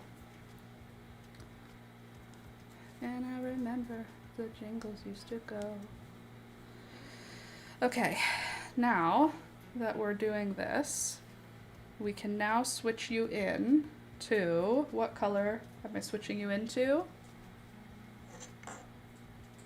From dark red. Wow, why is this so much harder for my brain to comprehend? Not that one, this one. Don't worry, my brain can do this. Sometimes she just needs a little extra help. Okay, do you have any decreases? No, no, no. And now we are switching. We are on the armpit side. Yes, we're on the armpit side. And we are going from light green. Did I even have a light green blue color on this side? Light green blue? Like barely. And now you will turn into dark blue with yellow. Don't worry. I'll figure out where we are. At some point, I get there. It takes me a minute, but I get there. Okay, now I'm gonna cut my yarn, yes, with my cuticle clippers, because I don't have a pair of scissors near me. And then this is my extra yarn. Peekaboo, you can play with that right now if you want. And now I'll tie my new yarn in. We will weave this in later. I hate weaving in ends, but I like tying a big long string and then knowing that later I have an end to weave in that will be easy. Okay, so now I'm gonna redo the exact same thing that I did for the last piece.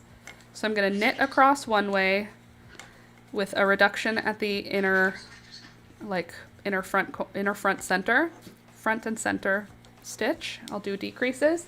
Otherwise, I'm going to just knit and purl across. And I'm gonna do that until I have 15 stitches left. And that's how I will know I got where I'm going.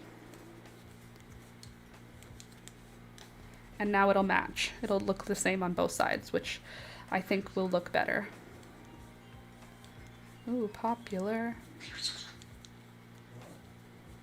Alex.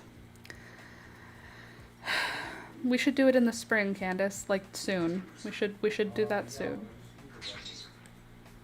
Okay, now I need to do a decrease. So knit stitch, double check that both of these line up.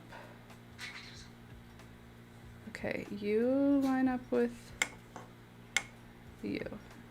So if you line up with you, then you line up with you, then you line up with you. Okay, so this is a decrease. Should I do slip stitch, knit, slip stitch, knit, yarn over? I think so. Although that doesn't feel like the center anymore, does it? Is that going to be a clean center? It friggin' better, because I'll be so ticked off if it's not perfectly centered. Okay, and now I'm on the purl direction. In the purl direction, I'm just slip stitching over the first stitch, or slipping over. I'm not stitching anything. Slipping the first stitch over and then purling across. I believe it was Rebecca who gave me that recommendation, but it may have been... No, I think it was Rebecca. Who said slip the first stitch on a knit or a purl row, and that will give you a nice edge. And now I won't go back. I didn't realize it would be such a pretty difference. It just makes the edge a little bit tighter on your work, which is great. We love a tight edge, don't we? So the next few days are going to be warm during the day and cold at night, and I'm trying to decide if I should take all of my seedlings out every day.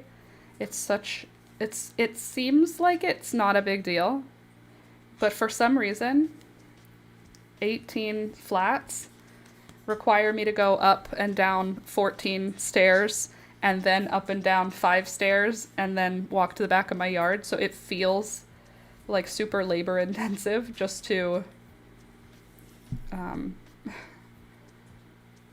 actually... What? Why are you not staying yellow?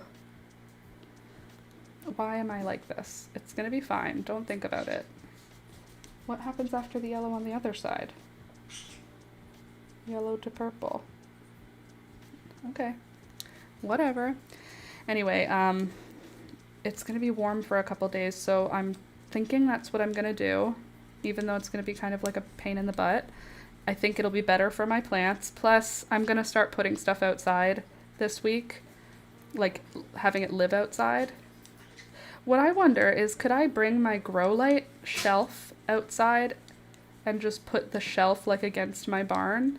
It's not a barn, against my garage. You good, bro? Slip. Very good. Slip over. Knit the last stitch, slip over, and then turn. Beautiful. Okay, and then slip the first stitch, purl across, right, Bee? Right. Peekaboo, why are you all wiggly waggly with your tail like you're pissed off? Is there something I could do for you? Hey? What's that waggling for? So angry looking.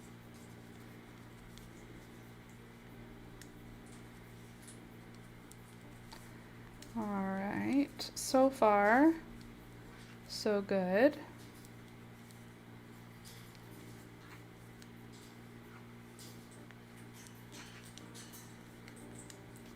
I forgot to count how many stitches I have in my row. I'll count on the next row and then I'll tell you how many we have left. I do think we actually could. It's 11 o'clock. I'm fairly certain that we could finish this today. So let me just count. 1, 2, 3, 4, 5, 6, 7, 8, 9, 10, 11, 12, 13, 14, 15. So that's how many we want to end with. So all of these are how many rows we have left. So 1, 2, 3, 4, 5, 6 rows left. Not bad. 6 rows and then we're done with the knitting portion and we just have to like put it all together, which I think is going to be pretty easy. With my pearls. It's crazy. With this yarn, pearls are super easy because the tension is easy to maintain. Because the yarn is so big, it kind of like has grip. Much easier than when I'm using a small yarn.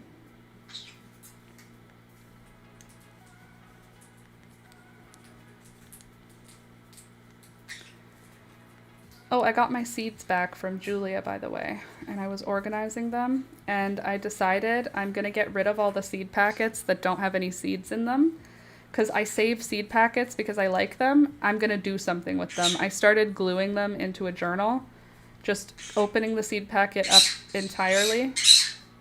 Yes? And gluing them down with just regular glue in a journal. I really wish I had kept up with knitting, but it was too much for my brain.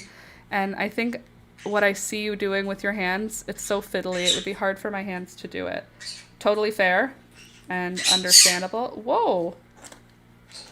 What the heck is that for, Bee? I used to think it was way too fiddly also. If you ever think about getting back into it again, Candace, just go for a knitting needle that is 10 millimeters, it's size 15, and make like a scarf. It's just back and forth the same thing. It's a really good way to practice and to feel accomplished, because I feel like when I use 3 or 4 millimeter needles, I'm like, it takes 200 days to do anything. My fingers cramp up. Yeah, then it might not work. All right. All right. Let's see. How we doing? Let's do another count on this round, on this row rather. 1, 2, 3. Ooh, come over you. 3, 4. Why? 5, 6, 7. Can I tell you something? 8, 9, 10. I love the name Molly. 11, 12, 13, 14, 15, 5 more rows, because there's one. What is it, babies? 1, 2, anyway, 2, 3, slip, purl, slip. Nope, just purl across, right? Made a mistake. Purl, no slip. Okay, hold on. I got myself turned around here. Purl and purl. I did a purl slip. Not what I need to be doing. Right? So which one's the middle front? You. Good, good. Good morning, Michelle. Nice to see you this morning. Anyway, I love the name Molly, and ever since I messaged that person about that dog. In my head, I'm like, I think her name will be Molly, or her name is Molly, and I don't know.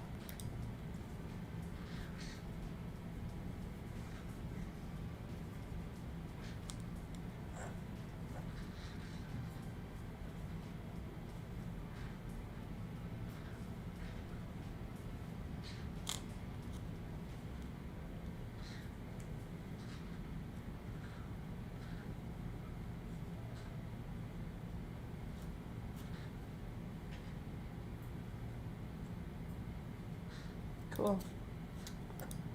So I'm just gonna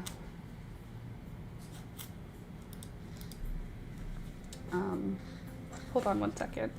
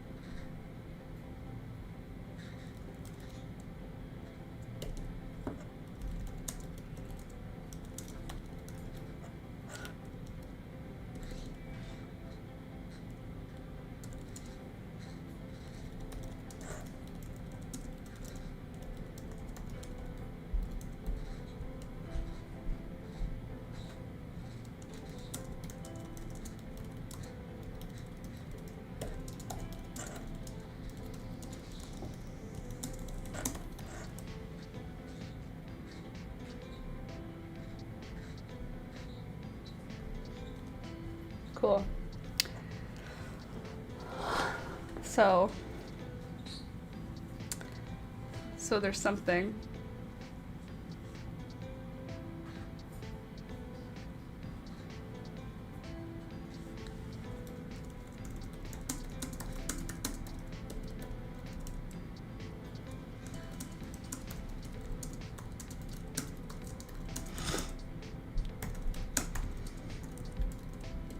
Sorry.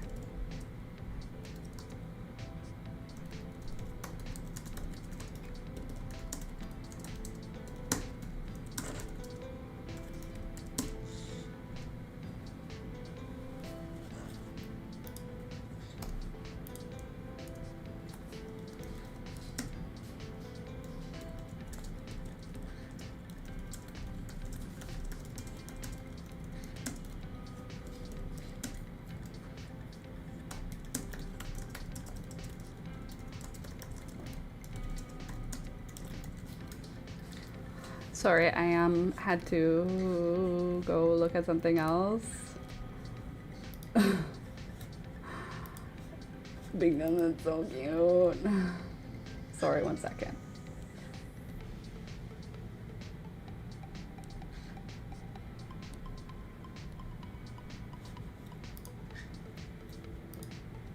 And you'll remember the things you used to do. Aw, hey there, Toby's old mom. Hi, Toby's mom. Toby's old mom. Toby's old mom is here, or was here, watching. Toby's here.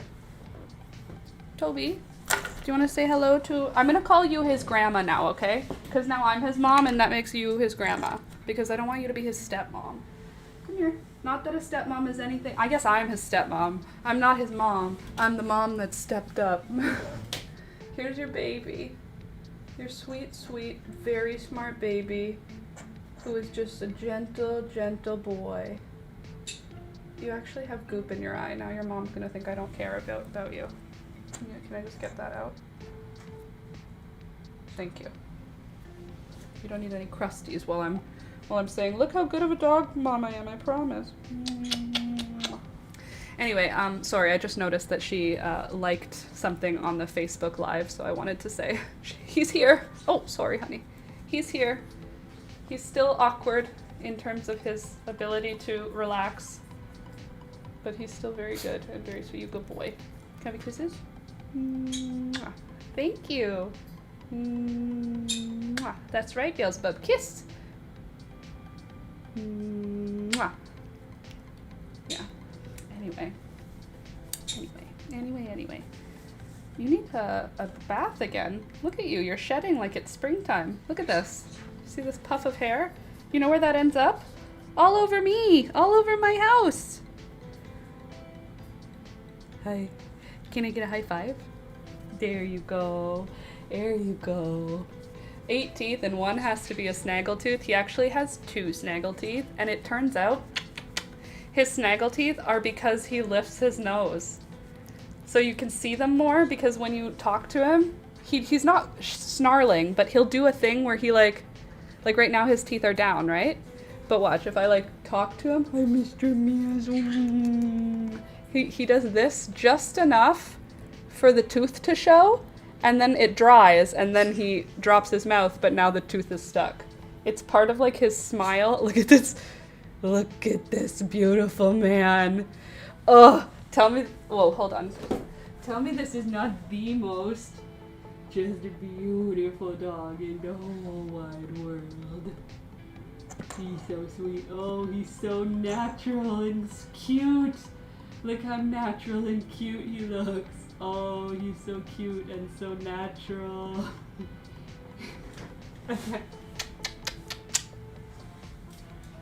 Obsessed. 8 teeth and 2 of them snaggle. What do you want? Do you want to go outside?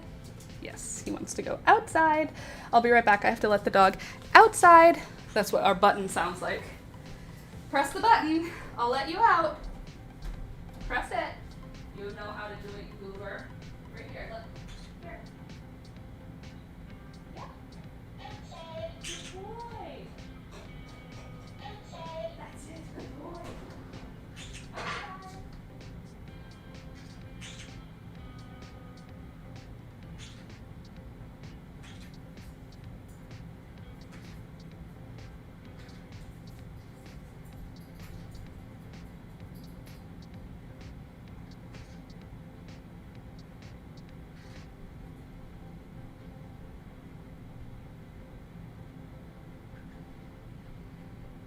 What a guy.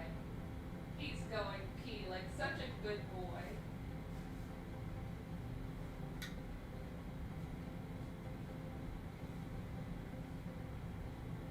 Hurry up, Toe.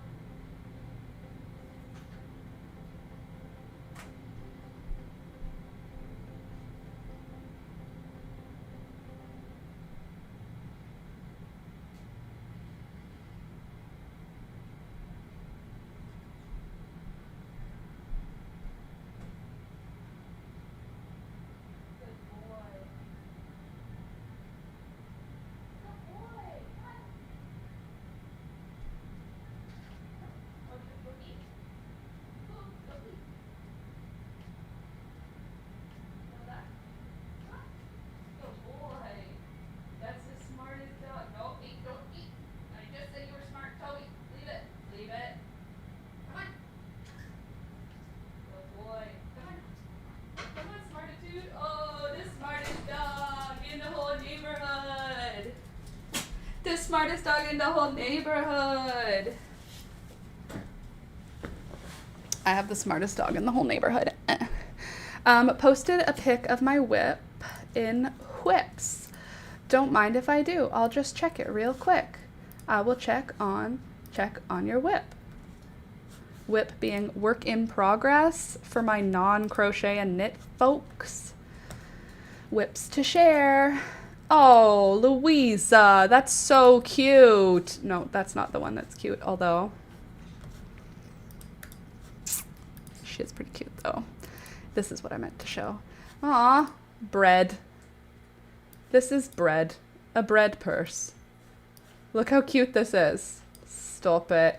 Wait, you actually, this is, you made 2 tiny circle crochets with legs. A little bread with legs. That's cute. Another star blanket, star blanket. What do we have in plants? Anything exciting this morning? Couple of new zinnias. Live stream discussion. Any plants? Oh, this is the dog that I was looking at. Cute dog. Nope, not that one. This one. Thank you. And I remember. Da, da, da, da, da. Oh, oh,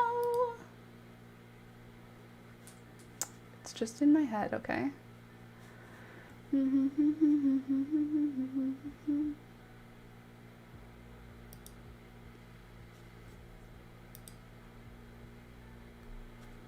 Just hold on.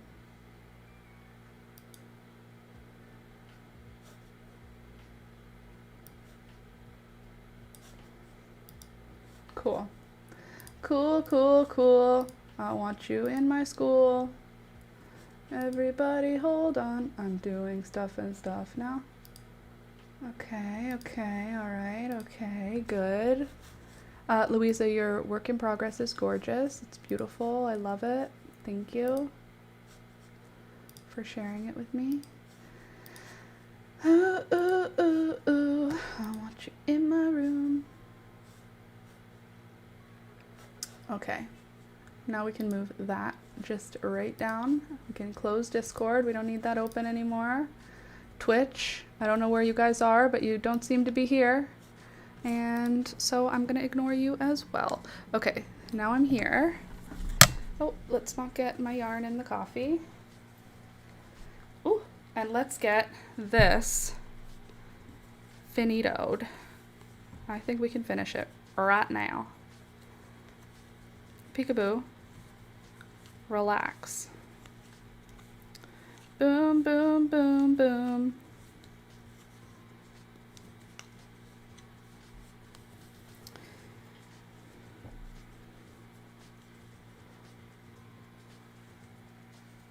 Squirrel outside. Oh gosh, it's 11. We only have an hour to finish this. It's okay, we're gonna finish it. I feel it. We're almost there. Oh, speaking of we're almost there, I also almost finished the Monstera tutorial yesterday. I came very close to finishing it. I don't have that much left to do. So when I get it finished, I'll let you know. Okay, confirm that's the right side. Yes, this still doesn't look like it's lining up properly, but that's fine. We're just gonna be okay with it. We're not gonna freak out about it.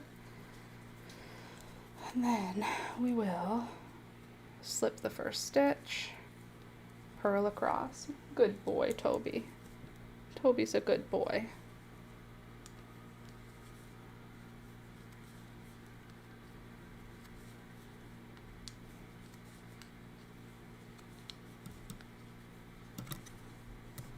Oh my gosh, you can't finish it. You still got sleeves or no sleeves? I think no sleeves. I think I want it to be a vest.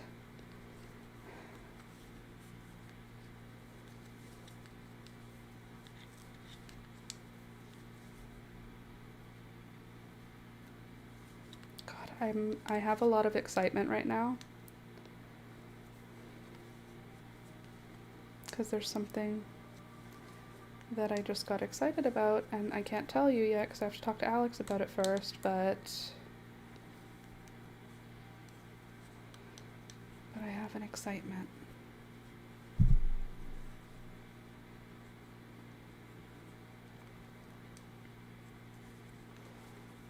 Boom, boom, boom, boom. I think that we're gonna make it just a vest, Candace. Let me see how many I'm at. 1, 2, 3, 4, 5, 6, 7, 8, 9, 10. Oops. 10. 11, 12, 13, 14, 15, 16, 17, slip the last, knit the last, slip the second last, 18. Oops. And we need to get to 15. And we're just gonna zoom our way through it. I think it's gonna be pretty quick. I don't think this is gonna take us long. It's only 2 minutes after 11. Put my bet on that. Candace, I'm neither going to confirm nor deny any such thing. I am just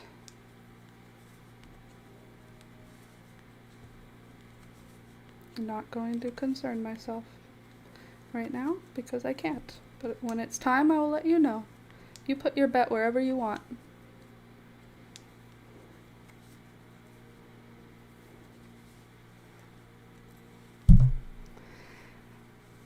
if Alex is watching the stream, maybe he'll be like, what are you talking about, Laura? I'd love to know what you're talking about. Please tell me. And then I'll have to be like, please look at this. And he'll go, did you already reply? And I'll go, and he'll go, and I'll tell him, and then we'll find out. But I think he's in a meeting right now, so he is unlikely to be watching currently. So that brought us down to 17. Now we have 17 across. We're almost, hold on. Yeah, we still have to do a couple rows. Oops, no, the first one is a slip over. Slip, then purl. Anyway, we do a couple rows straight, right? After the decreases end.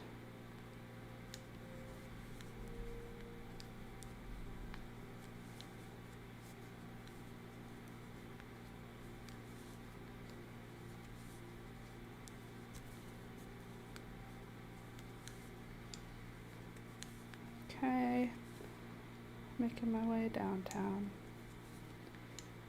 Purling now. I missed something. That's okay. It's not important. I'll let you know when there's news, Michelle. I'll let you know. Currently, no news. No news here.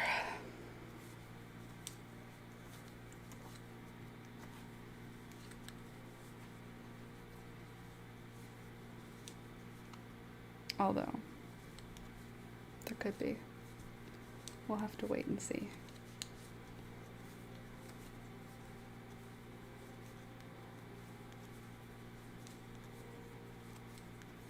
Okay, second last stitch, slip, knit the last stitch, slip over. Okay. Oh, it is love. Oh, it's actually Earth Day today.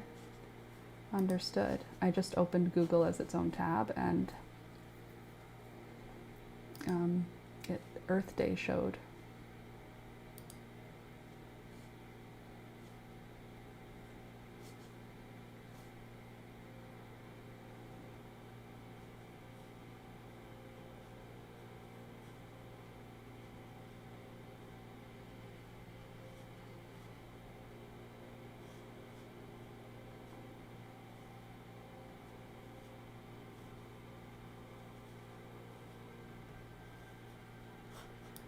Cool. This does sound familiar though. I mean, you know.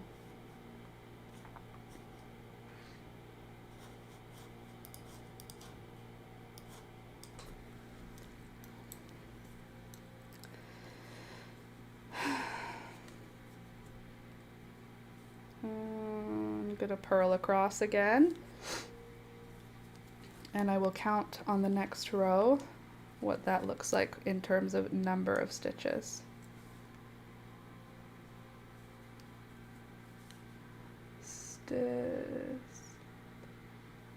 Naturalist.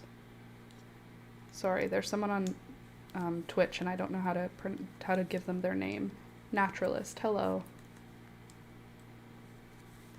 Okay, after this, I'm going to count my way across, and I feel like we should be very close to being done with our decreases.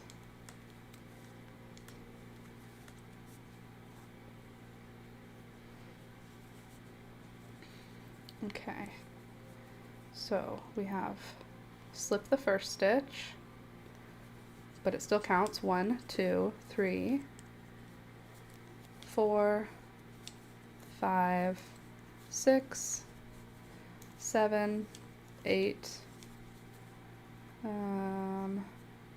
9, 10,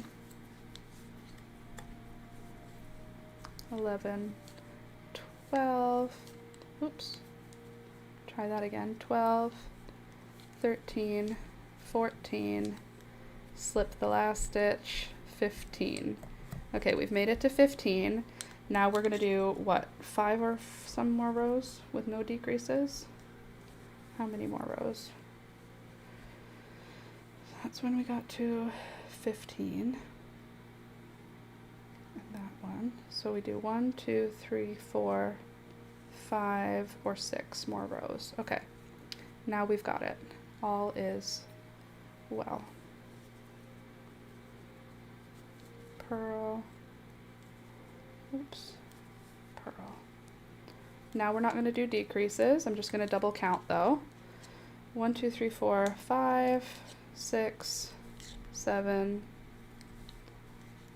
8, 9, 10, 11, 12, 13, 14, 15. Beautiful. And now we'll just knit across with no decreases. That way we will stop having it get any smaller of a shoulder, but we'll get a little more length, which will help with the back length. And we'll do however many rows we have to do of that. So this is our first row with no decreases. First knit row, rather.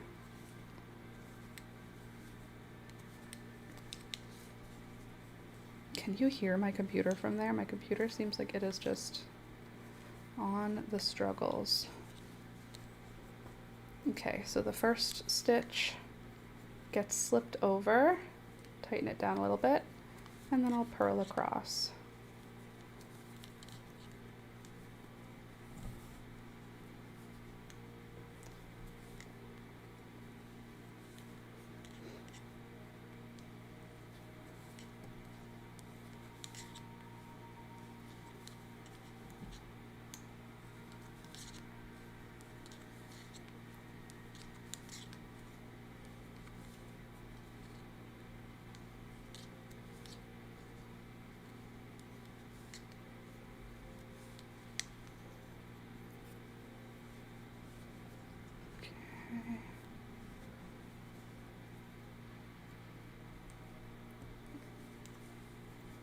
I'm just going to see on the other side how many rows I have left.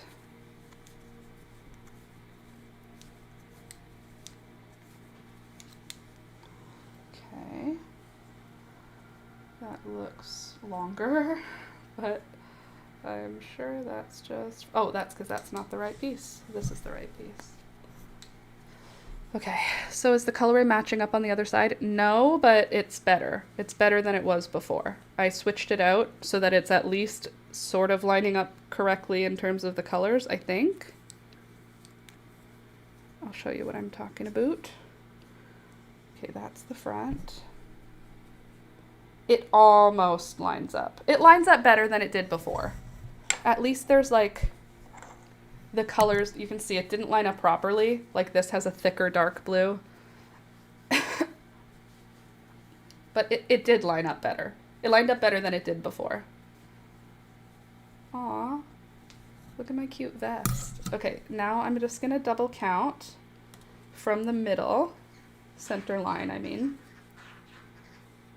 And on both I'm gonna count from the same yarn. So we'll count that as number 1, right? The red row will be 1, 2, 3, 4, 5, 6. Oops. The red row is number 1. Try again, Laura.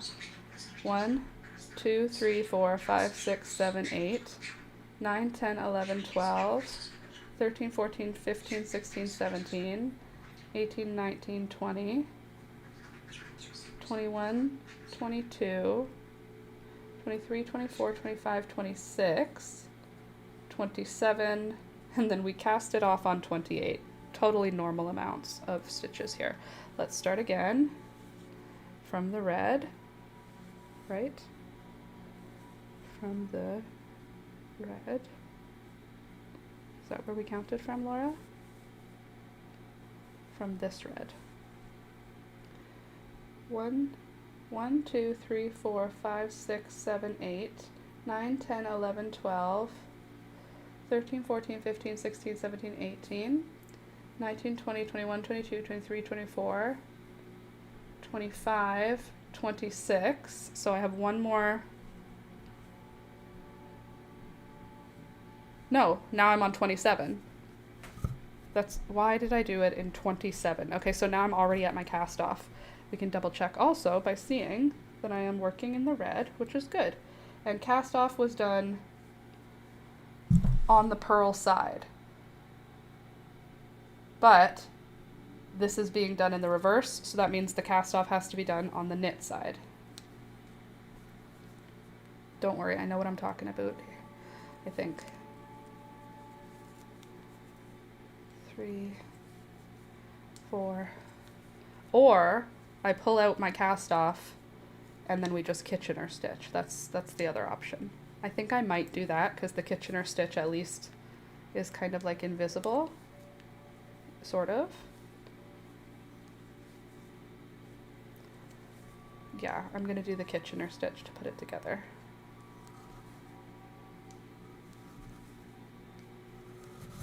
Okay, so now it's done up to there, and again, oh, okay, lol.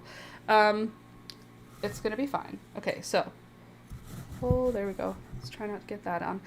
Okay, so, to do our Kitchener stitch, I need to line up the back body, which honestly I feel like could even be a little bit longer.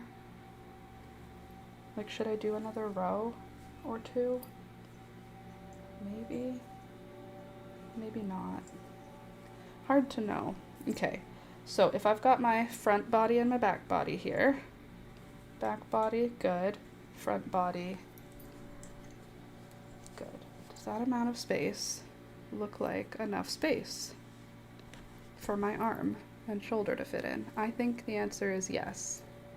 So what that's gonna look like then is we need a yarn needle, which I saw in a conspicuous place recently near me, where I went, what are you doing out here? But of course, now it's gone.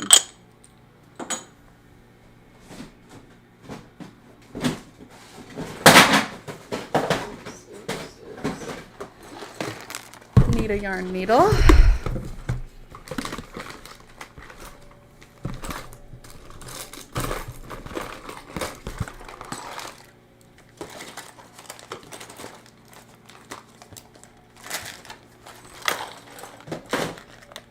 Okay, yarn needle acquired. Okay, now here's the real question. Can Laura do a Kitchener stitch with no help? I think the answer to that is no, personally. I don't think I can just remember it. I'm pretty sure every single time that I do it, I have to check. But I'm gonna try and imagine it this time. We have to line them up with the knit sides touching. So if these two are touching, they're supposed to both be on needles, right? Just let me figure it out. I know what I'm doing. I just need a brain. If I only had a brain. Okay, so we're gonna take 12 of your stitches off, 15 of your stitches off, right? 1, 2, 3, 4, 5, 6, 7, 8, 9, 10, 11, 12, 13, 14, and 15. So I can pick up those. 1, 2, 3, oops. 1, 2, 3. Okay, let's try again. 3, 4, 5, 6, 7, 8, 9, 10, 11, 12, 12, come on, 12, thank you, 13, 14, and come on you, 15. Okay, we got all the stitches on the needle, almost. Almost got all of them. So snug. You can do it. Okay, there we go. And now I'll pull these off of here. So we got 2 Kitchener stitches, 2 needles, all souped up and ready to go. Here's another question. Are we going to Kitchener stitch it? Hold on. Are we gonna Kitchener stitch it wrong side out or right side out? And also, did I just literally tie a tight knot? I was trying to pull a what I thought was a slip knot. Oops. Okay. Pull out some of that yarn. Excuse me, Pika. Oops. Still need you. Come back here. Okay. So now I've got, oh, you can go back tied up actually. Now I've got what I need. Hopefully. Now we're gonna Kitchener stitch this closed and it's gonna be so good and so normal. Why don't I remember how to Kitchener stitch? I feel like it's insert as if to knit. There's something to do with that. So let's do that. And it's gonna work out perfectly for us. Don't you think? Because the answer is that yes, Laura, it will.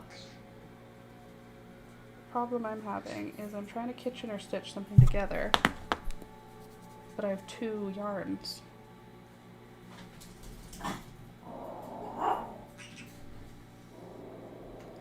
Insert, okay. Toby. No idea what a Kitchener stitch is. It could be a Waterloo or Burlington stitch. Lol, you're silly. Toby, no squirrels for you. Insert as if to knit. Okay. Here's what I'm gonna do. Maybe I'll use both strands of yarn. I think that's probably a bad idea. I think one strand of yarn is a better idea. Toby, come here.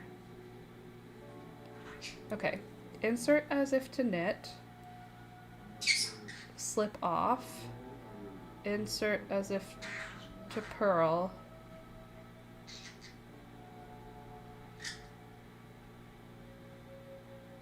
insert as if to knit, pull off, insert as into purl, pull through. I need to read it. Dang it, I thought that I could do it. Kitchener stitch.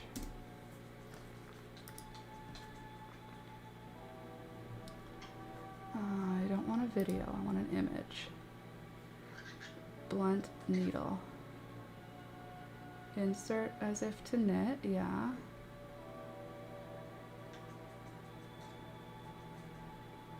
Okay, wait.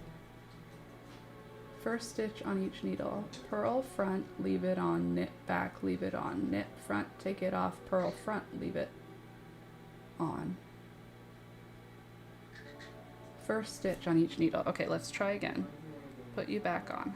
Okay. First stitch, purl on the front, and leave it on. Okay. Knit on the back, and leave it on. Knit. Then knit on the front and take it off. Purl on the front and pull it through. Purl on the back, take it off, knit on the front, knit on the back, pull it through. Knit on the front, pull it through.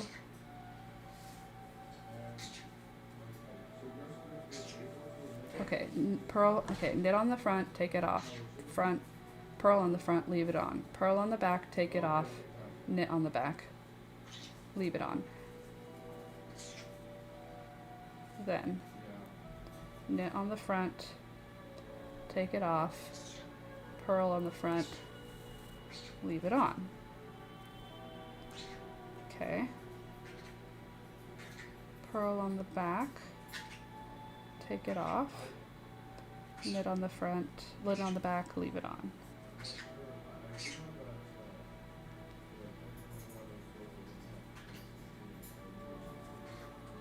Okay, and then we're gonna do knit on the front, take it off, purl on the front, leave it on. Purl on the back, take it off, knit on the front, leave it on. Knit on the front, take it off, purl on the front, leave it on. Purl on the back, take it off, knit on the back, leave it on. Knit the front, take it off, purl the front, leave it on. Purl the back, leave it on, take it off, leave the back. Okay, then knit, purl, good, purl, then purl, knit,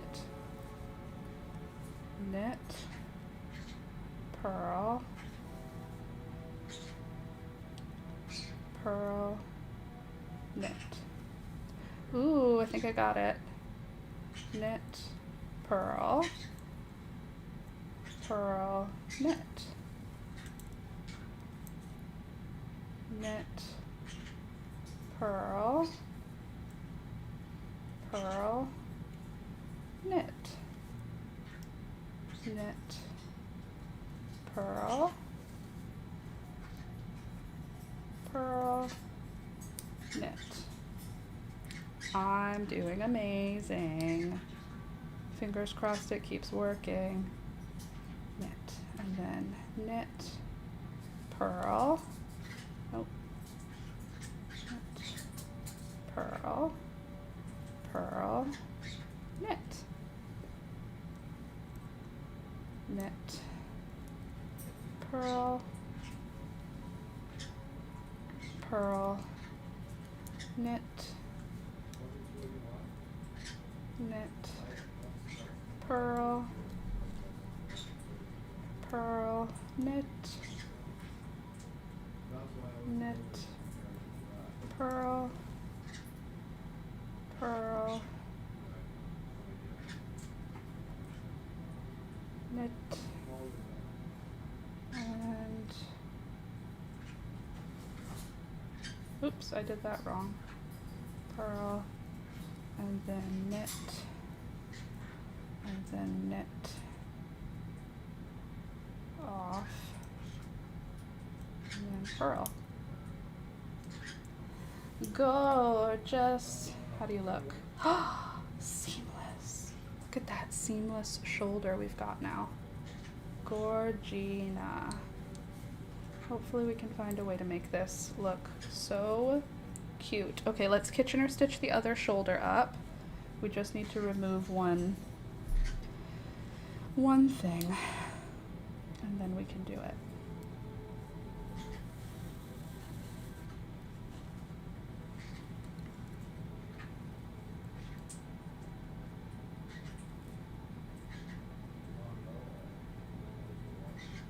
Okay. Come on, don't be rude. Oh, don't fall out. I need all of you here. Okay, and then you, and then you, and then you, and then you. Good, and then you.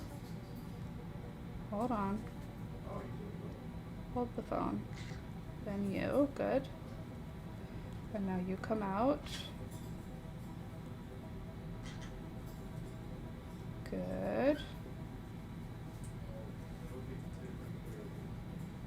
There. There. Sorry, I have to take stitches out, and that requires apparently all of my brain power.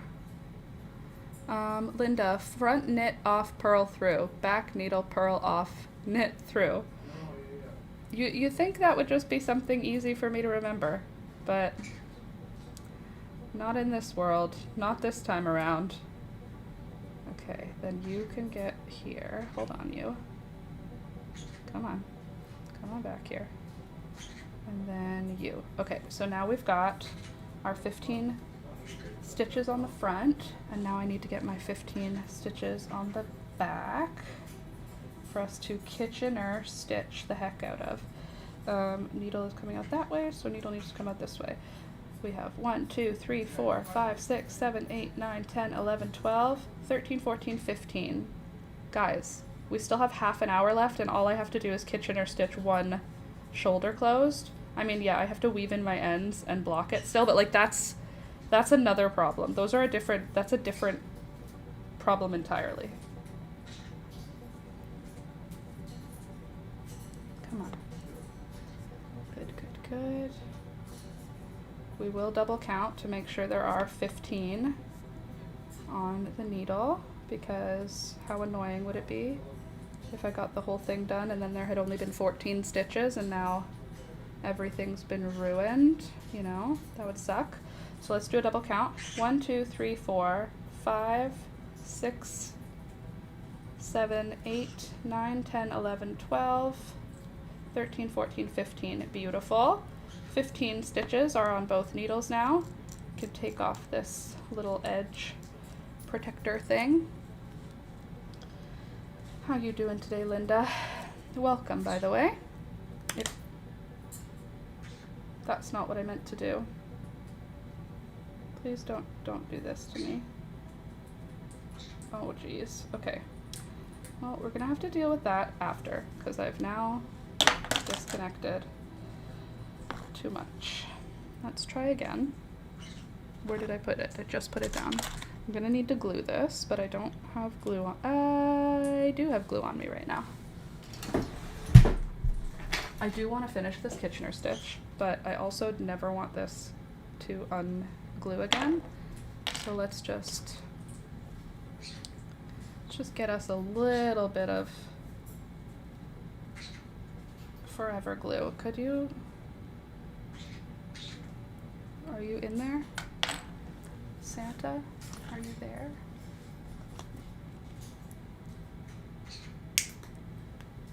What about now? You got liquid in you, or are you solid glue at this point?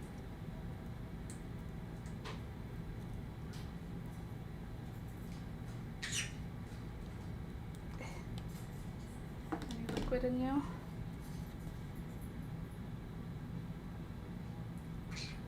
Okay, I understand that glue has like a lifespan, but I kind of believe the lifespan on super glue is not long enough.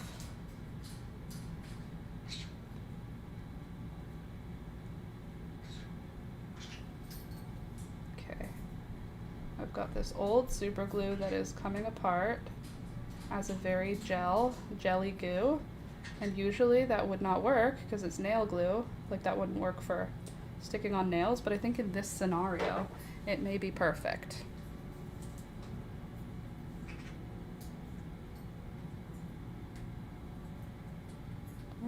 Maybe I was wrong.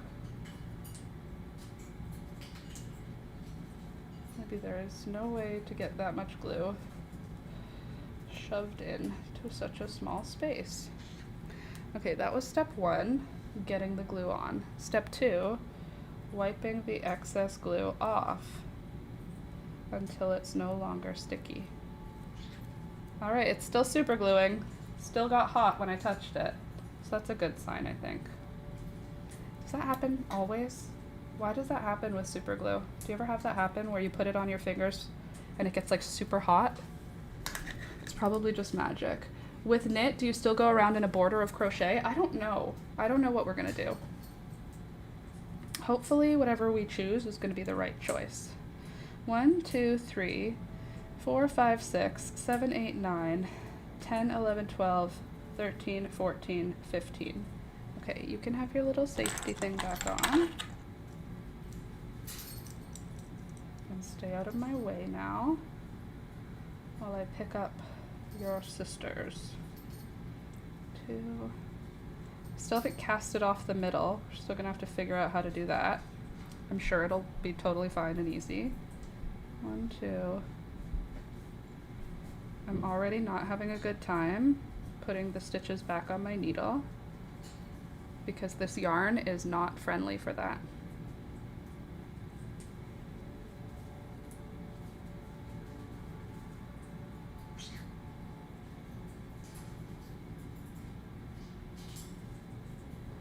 Cool, cool, cool.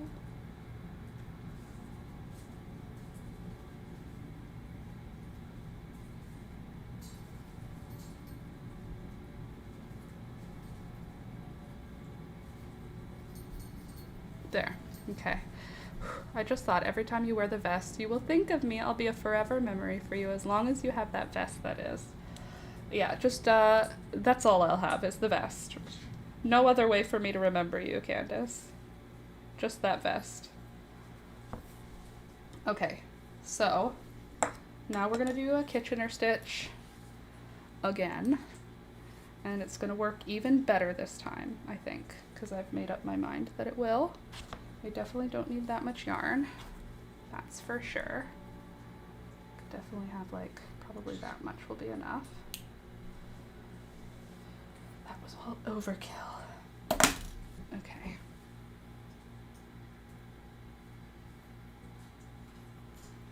Cool. Okay, so now, Kitchener stitch. Getting started. Getting started with my Kitchener stitch. That's what I'm doing. I'm gonna start like it says here. Front, purl.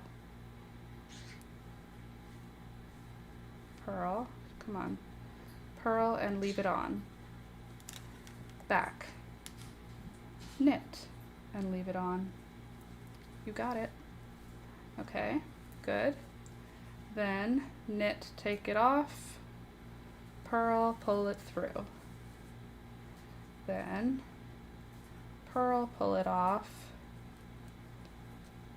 and knit it through.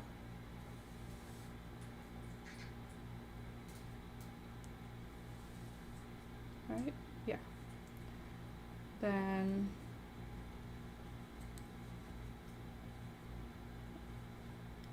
pull it through. I pulled off one, right? I did pull it off. Then knit, sorry, I have to think at this part. Knit, pull it off, purl, pull it through. Yeah. Purl, pull it off, knit, pull it through. Yeah. Knit, pull it off, purl, pull it through. And back is purl, pull it off, knit, pull it through. And then the front, nope, knit, pull it off, purl, pull it through. Then purl, pull it off, knit, pull it through. Then knit, pull it off, purl, pull it through. I have to say it out loud so that I can remember. Purl, pull it off, knit, pull it through. Knit, pull it off, purl, pull it through. Purl, pull it off, knit, pull it through. Knit, pull it off, purl, pull it through. Purl, pull it off, knit, pull it through. Knit, pull it off, purl, pull it through. Purl, pull it off, knit, pull it through. I know, this is so interesting. Knit, pull it off, but I have to say it or else I'll forget and I'll do it wrong. Purl, pull it through. Purl, pull it off, knit, pull it through. Knit, pull it off, purl, pull it through. Purl, pull it off, knit, pull it through. Knit, pull it off, oops. Purl, pull it through. Purl, pull it off, knit, pull it through. We're almost there, we're almost there. Knit, pull it off, purl, pull it through. So close. Purl, pull it off, knit, pull it through. Knit, pull it off, purl, pull it through. Purl, pull it off, knit, pull it through. Knit, pull it through.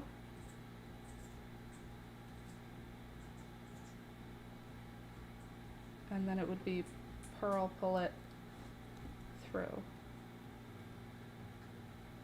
So then that should be pull it through. And then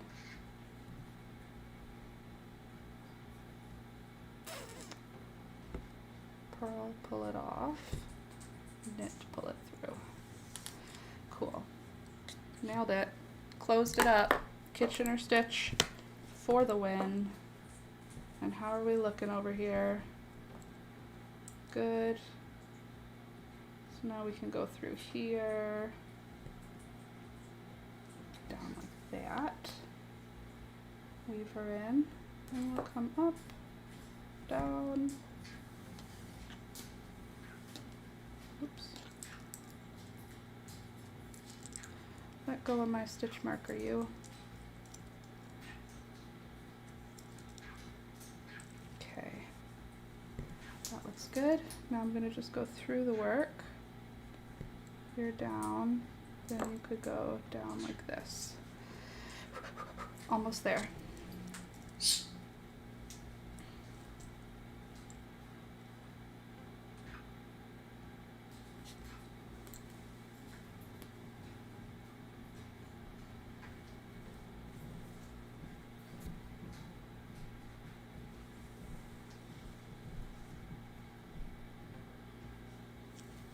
Okay. So, yes, I hear you, Beelzebub. Okay, so here's the vest shape. We don't have the back done, the back neckline. So I don't know what we'll do there. Probably we'll have to pick up all the stitches to do a round. But let me try her on so you can see how it feels in terms of the shape. Ignore all these gorgeous ends that will need to be woven in. Let me tuck all of them in so you can't see them all. And then we can organize where all these are gonna end up eventually. Okay, all tucked in. Tuck them all out of sight, out of mind. Okay, okay, okay. Not bad. That's a pretty cute sweater vest. I think we did a really good job. The shoulder seams are seamless. Very fun. These curl in, so I don't think I'm gonna do any edge on that. I think maybe I'll do an edge for the neck, but even the edge on the neck feels nice. But maybe just like one round of some kind of edge. She cute. It is centered, unfortunately, because of the way the colors broke off here. It doesn't look like it's actually centered, but I swear it is. Here, let me move her back a bit. Ooh, so you can see it. See, a little longer than maybe I meant. I kind of wanted it to be short enough that it would sit a little higher. So I am going to, how did I keep the bottom from curling? I did not do a row of purls, which is what I should have done to keep it from curling. But I think I'll just steam it and that should help. Do you see though? This is kind of a problem. Like this kind of makes it look not good. So I think I'm gonna have to do something to help. Maybe I'll have to add pockets so that it looks weird on purpose. But overall, other than the fact that it doesn't really match perfectly, other than that, maybe if I put my hair in front more, there. I do feel like it's also like a bit, like I kind of wanted it, this is what I was going for. I'll tell you what it was supposed to look like in my head. This is what it looked like in my head. It cut off at my waist, like here's my belly button. So it's right above my belly button in my head and fits my body. Instead, we end up with a little too long, a little too wide. However, this is wool, so I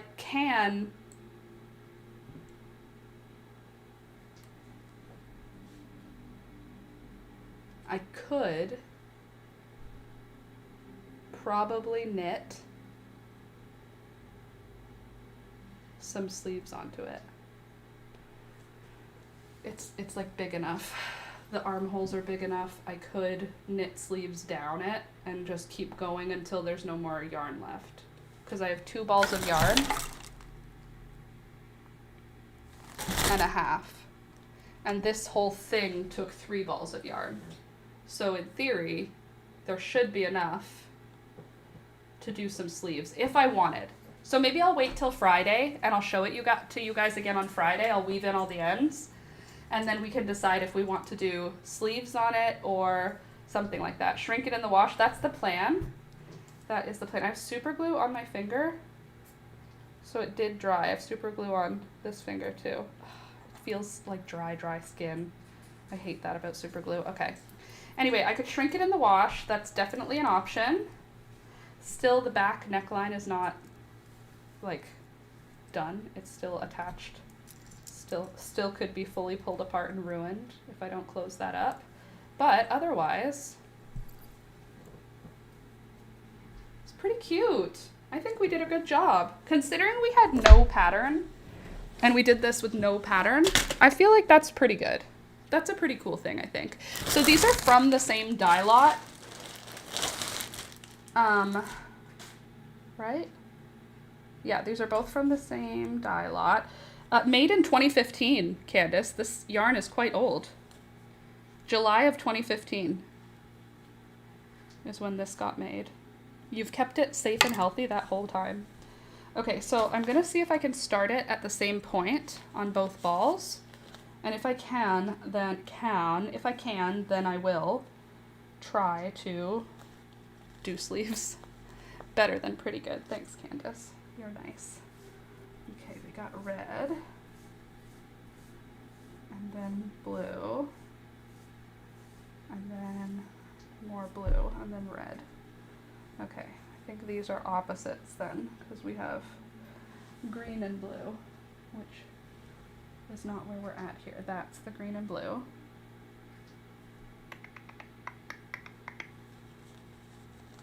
I'll get there. I think though we're working in the opposite direction on these two colors. You can do a sleeve, even short ones, 1 per arm. Well, I don't think they'd even have to be short, honestly. Green and blue. Green and blue. Where are you? Green and blue. Here. Green and blue followed by what? Green and blue followed by red and blue. Okay, so here's our green and blue. Where's the red and blue? Which side has red and blue? Both. Okay, cool. Love that. Which one would you call red and blue? This side. Okay, so that's our red and blue. Good. And then green and yellow. Good. Okay, so now we have red and blue transitioning into green and yellow.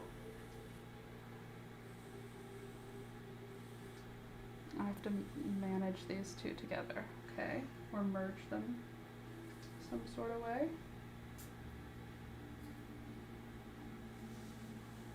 Blue and red, okay. Feel like we're in a good spot there. Make sure that they're both going in the same direction in terms of the color changing. Okay, are you both doing the same thing? No, now you're blue and green and you're blue and yellow. Are you going to turn blue and yellow though? Okay. Here's what I'm going to do. No, that's not what I'm going to do. I'm going to pull you aside completely. You're not important to us right now. I've already just made yarn barf. And I didn't need to. I unnecessarily made yarn barf. Okay, it's fine. I'm gonna find it. Why am I like this?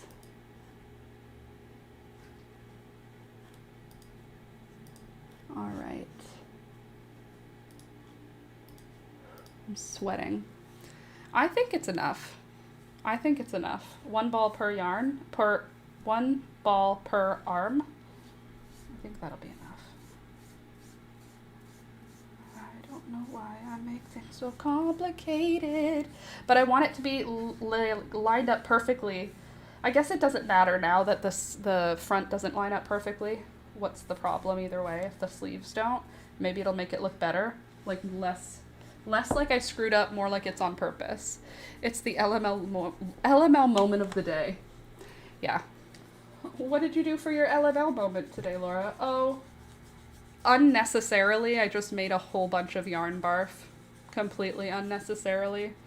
Nobody asked for yarn barf. I didn't have to do it at all, but here we are.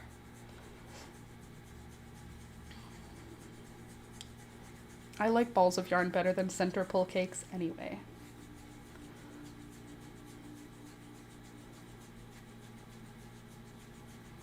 Don't worry.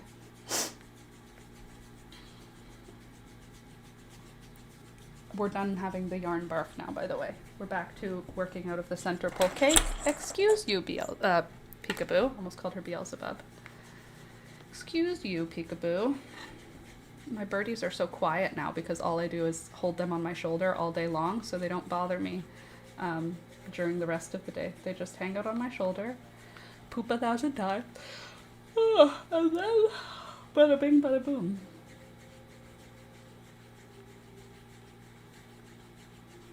We're getting somewhere, okay? Soon.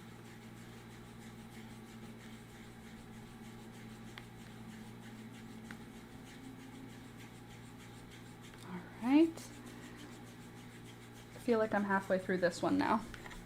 I'm surprised by how much yarn it took to make a sweater. I feel like we could definitely add sleeves onto it, Candace, and I think it'll be a cute little V-neck. I've never made a V-neck before.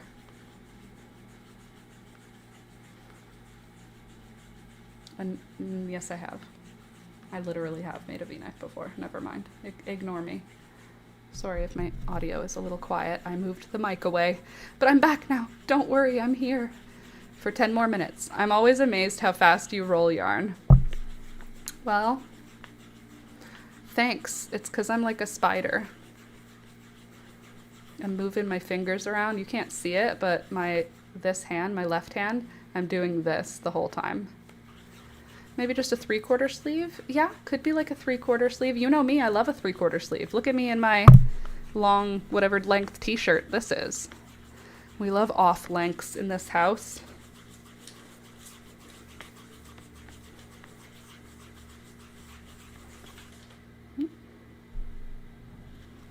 Dang. We got a rip. That's so rude. Okay, and now we'll do this one. So light, we'll start from the middle. We don't need to be starting from, oh, that is the middle. Okay. Toby, are you just so excited and engaged right now? He's literally like got no energy for the zest of life today. Bro. He did eat more of his breakfast than he usually does, so he could just be having like a turkey nap. Also, we have to switch his food again because he doesn't like the food that we're giving him right now, and I can tell because he doesn't eat it all at once. He like has been, you know, munching on it through the day, and I'm like, bro, you're so small, I need to know that you ate, and you can't leave your food in this house lying around because we have Peekaboo who will absolutely eat it if she comes across it. So I have to like sit with him and bribe him and add treats on top of his food. I think it's just that the food is not food that he cares for. He'll eat it, he just doesn't eat it with much vigor or intensity, and I want him to eat it like he's gonna starve, like how Pika eats. So I think I need to change foods. He's just so small. I have such a worry that it would take 2 days of him not eating before he would need to be like hospitalized because of how little he is. And like he has not actually ever gone without eating, so like my worry is probably unfounded, but it's still there. I still have the worry because he's so little. And like all it would take is like a day without water and he'd die. He's 4.5 pounds. He's a Chihuahua, in case I haven't said it 1,000 times. He's the perfect little Chihuahua friend. Unfortunately, he's the perfect Chihuahua friend who is 4.5 pounds, so that makes him a little bit more stressful to deal with.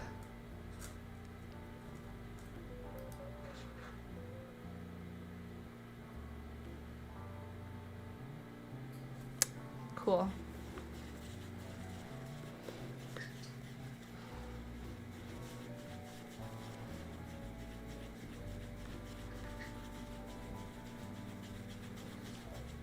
My brain is moving pretty quickly right now.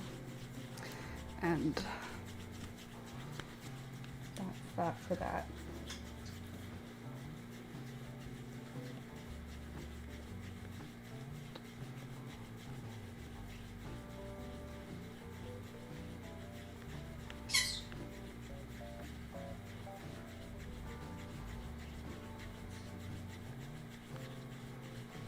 Hey, Alex. If I left our house today with no dog, and I came back to our house today and I had a dog, how would that make you feel?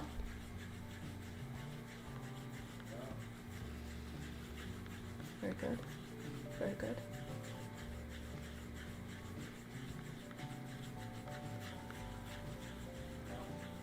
It would make you feel yup? Can I show it to you?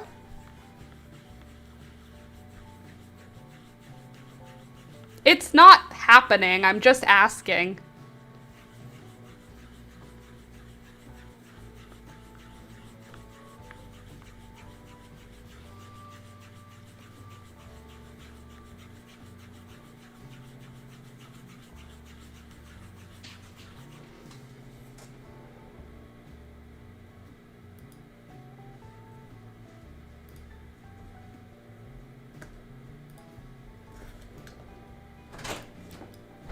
Sorry, what is it? Is this? She's 5. I got what you want. It's the right shape, right? Yeah. Alex only has like 4 preferences when it comes to animals. And one of them is the shape of the Chihuahua. Needs to be the right type of shape.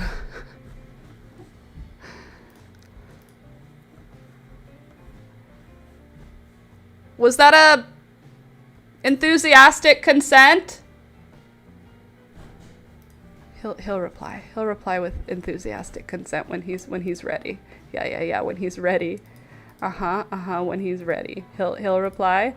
If he is ready, he'll reply with enthusiastic consent. So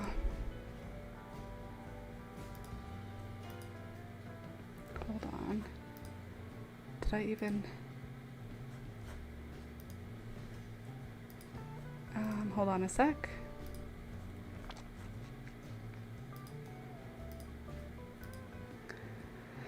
Okay, say yes, say yes, say yes. Oh, there it is. I built a fence and a gate today. Woot woot. New dog? Well, no, not a new dog. Just there's a dog in need of a home near where I live, and it happens to fit many of the requirements of having another dog. We're not supposed to get another dog here. Alex and I talked about it. I said I didn't want to get another dog while we live here. I don't want to have another dog. That's crazy. But hear me out. Hear me out. But what if, right? Instead of not getting another dog, what if instead we did get another dog? You know what I mean? Just thinking about it. I'm just thinking, I'm not gonna do it. I won't do it. I'm just thinking about it. It's not even available right now. I just like, there was just an idea. It's just an idea.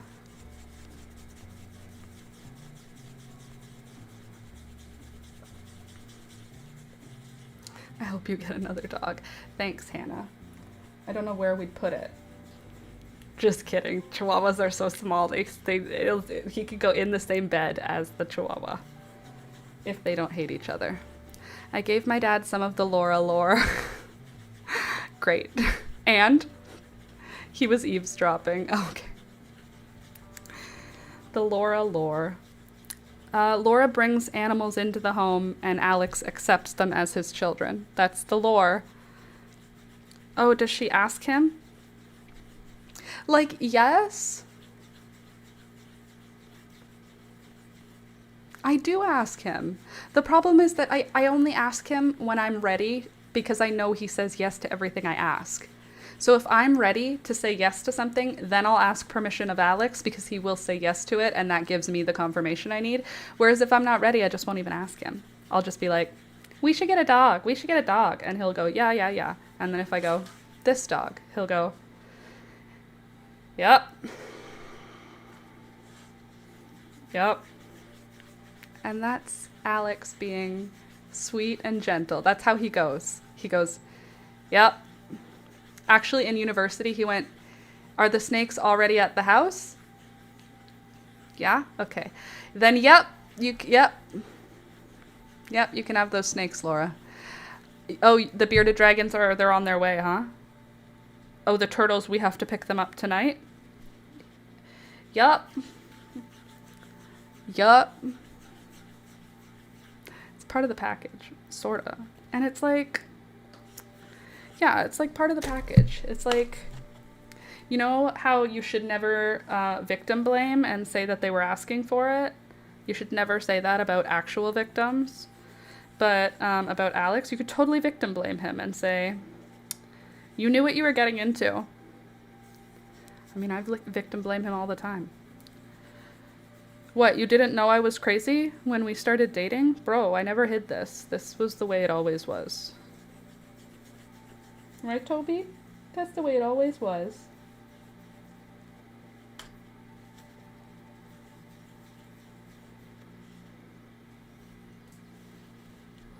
And look at how sweet Toby is. It was a good choice.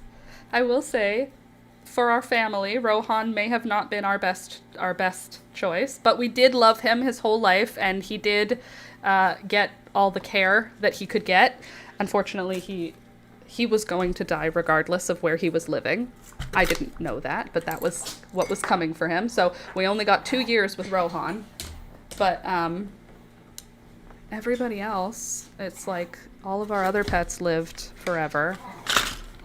Like forever in terms of how long that they would be expected to live. That kind of forever. Toblerone, you're gonna, yeah, exactly. That's exactly what was gonna happen. Exactly, Beelzebub. He coughed because he looked up too high. Toblerone, when you look up high, do you not recognize? Need that still. Every time you look up really high in the air, you choke on your own esophagus. Yep, yeah you do.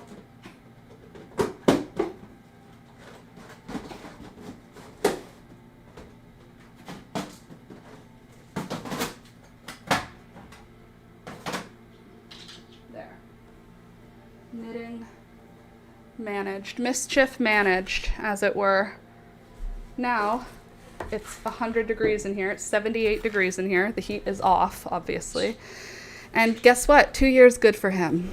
2 good years for him. Yes, exactly. He got the 2 best years that we could give him. Unfortunately, it happened to be the 2 years that he was in the process of getting sick and dying.